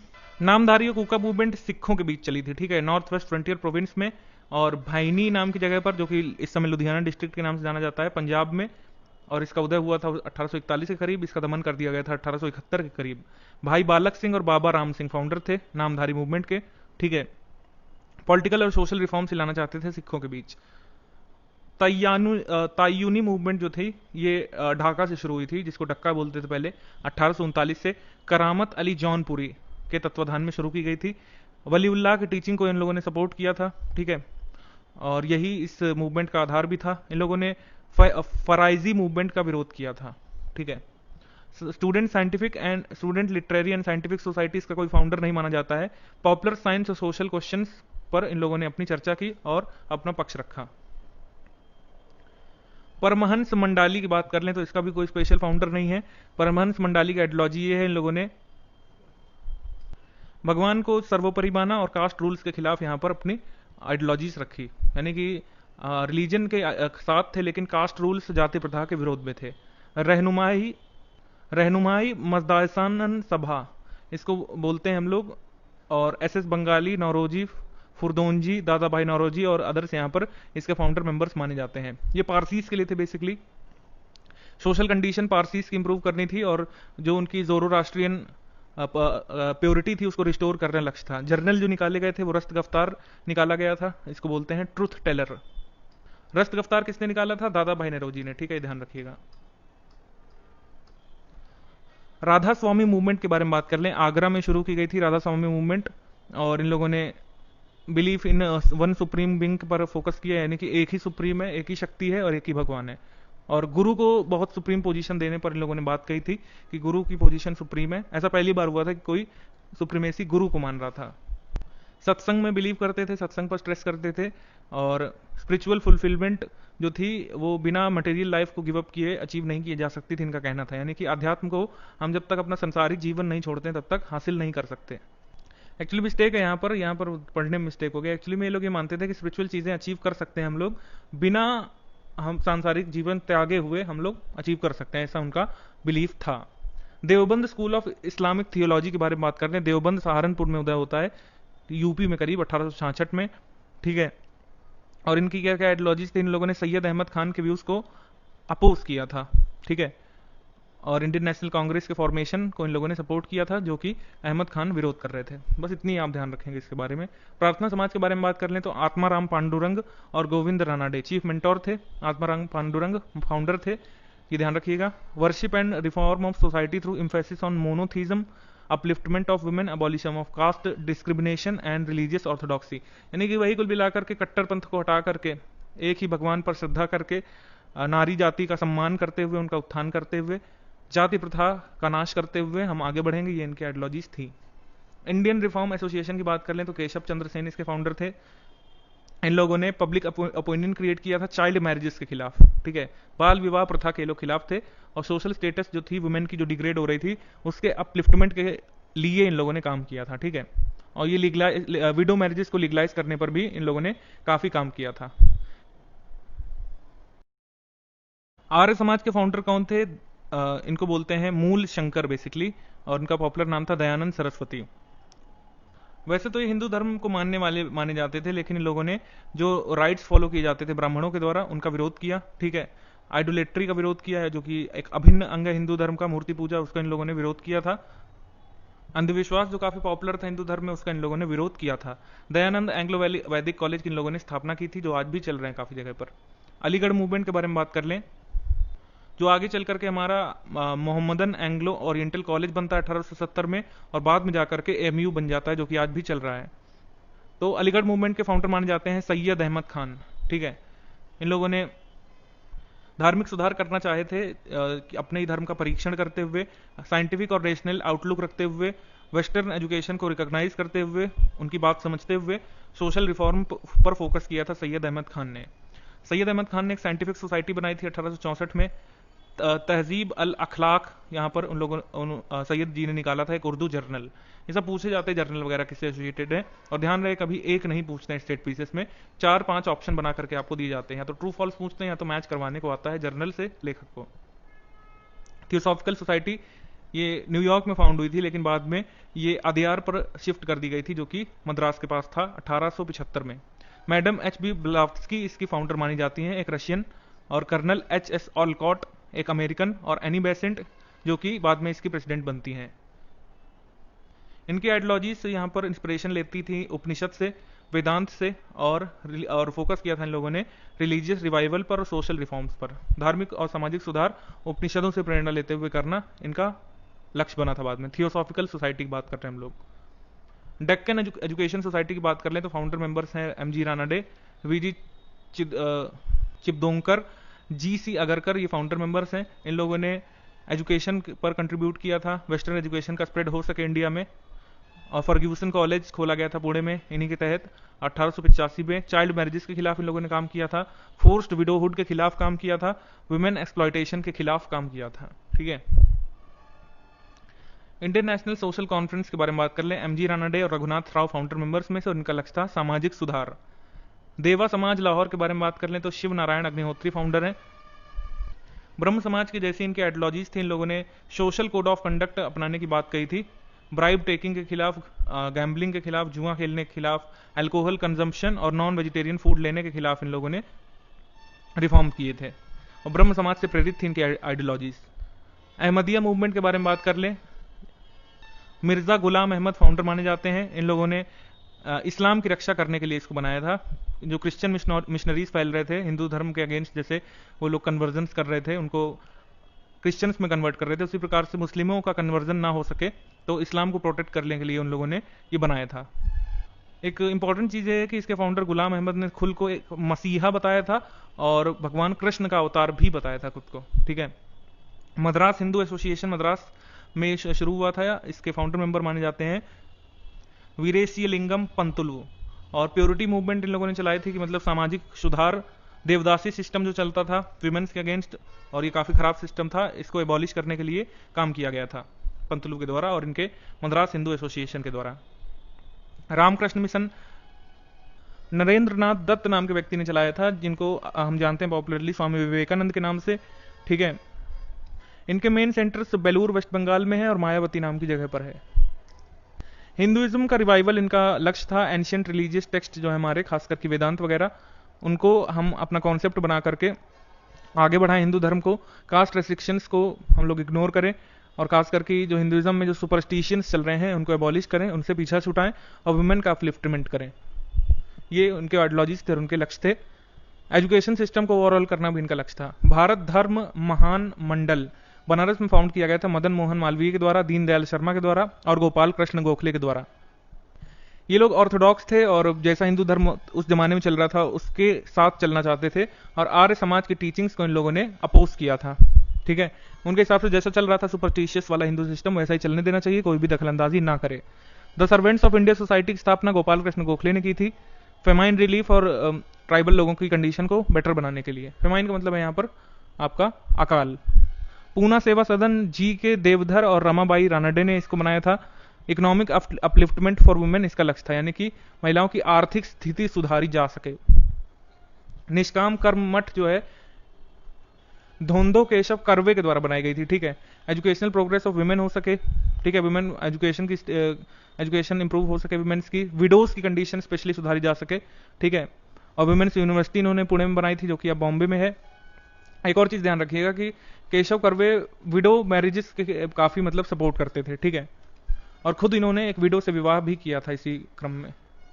भारत स्त्री मंडल कोलकाता की बात कर लें तो सरलाबाई देवी चौधरानी, इन लोगों ने मतलब ये एक ही व्यक्ति सरलाबाई देवी चौधरानी, इन्होंने फाउंड किया था वुमेन्स एजुकेशन के लिए और इमेंसिपेशन के लिए।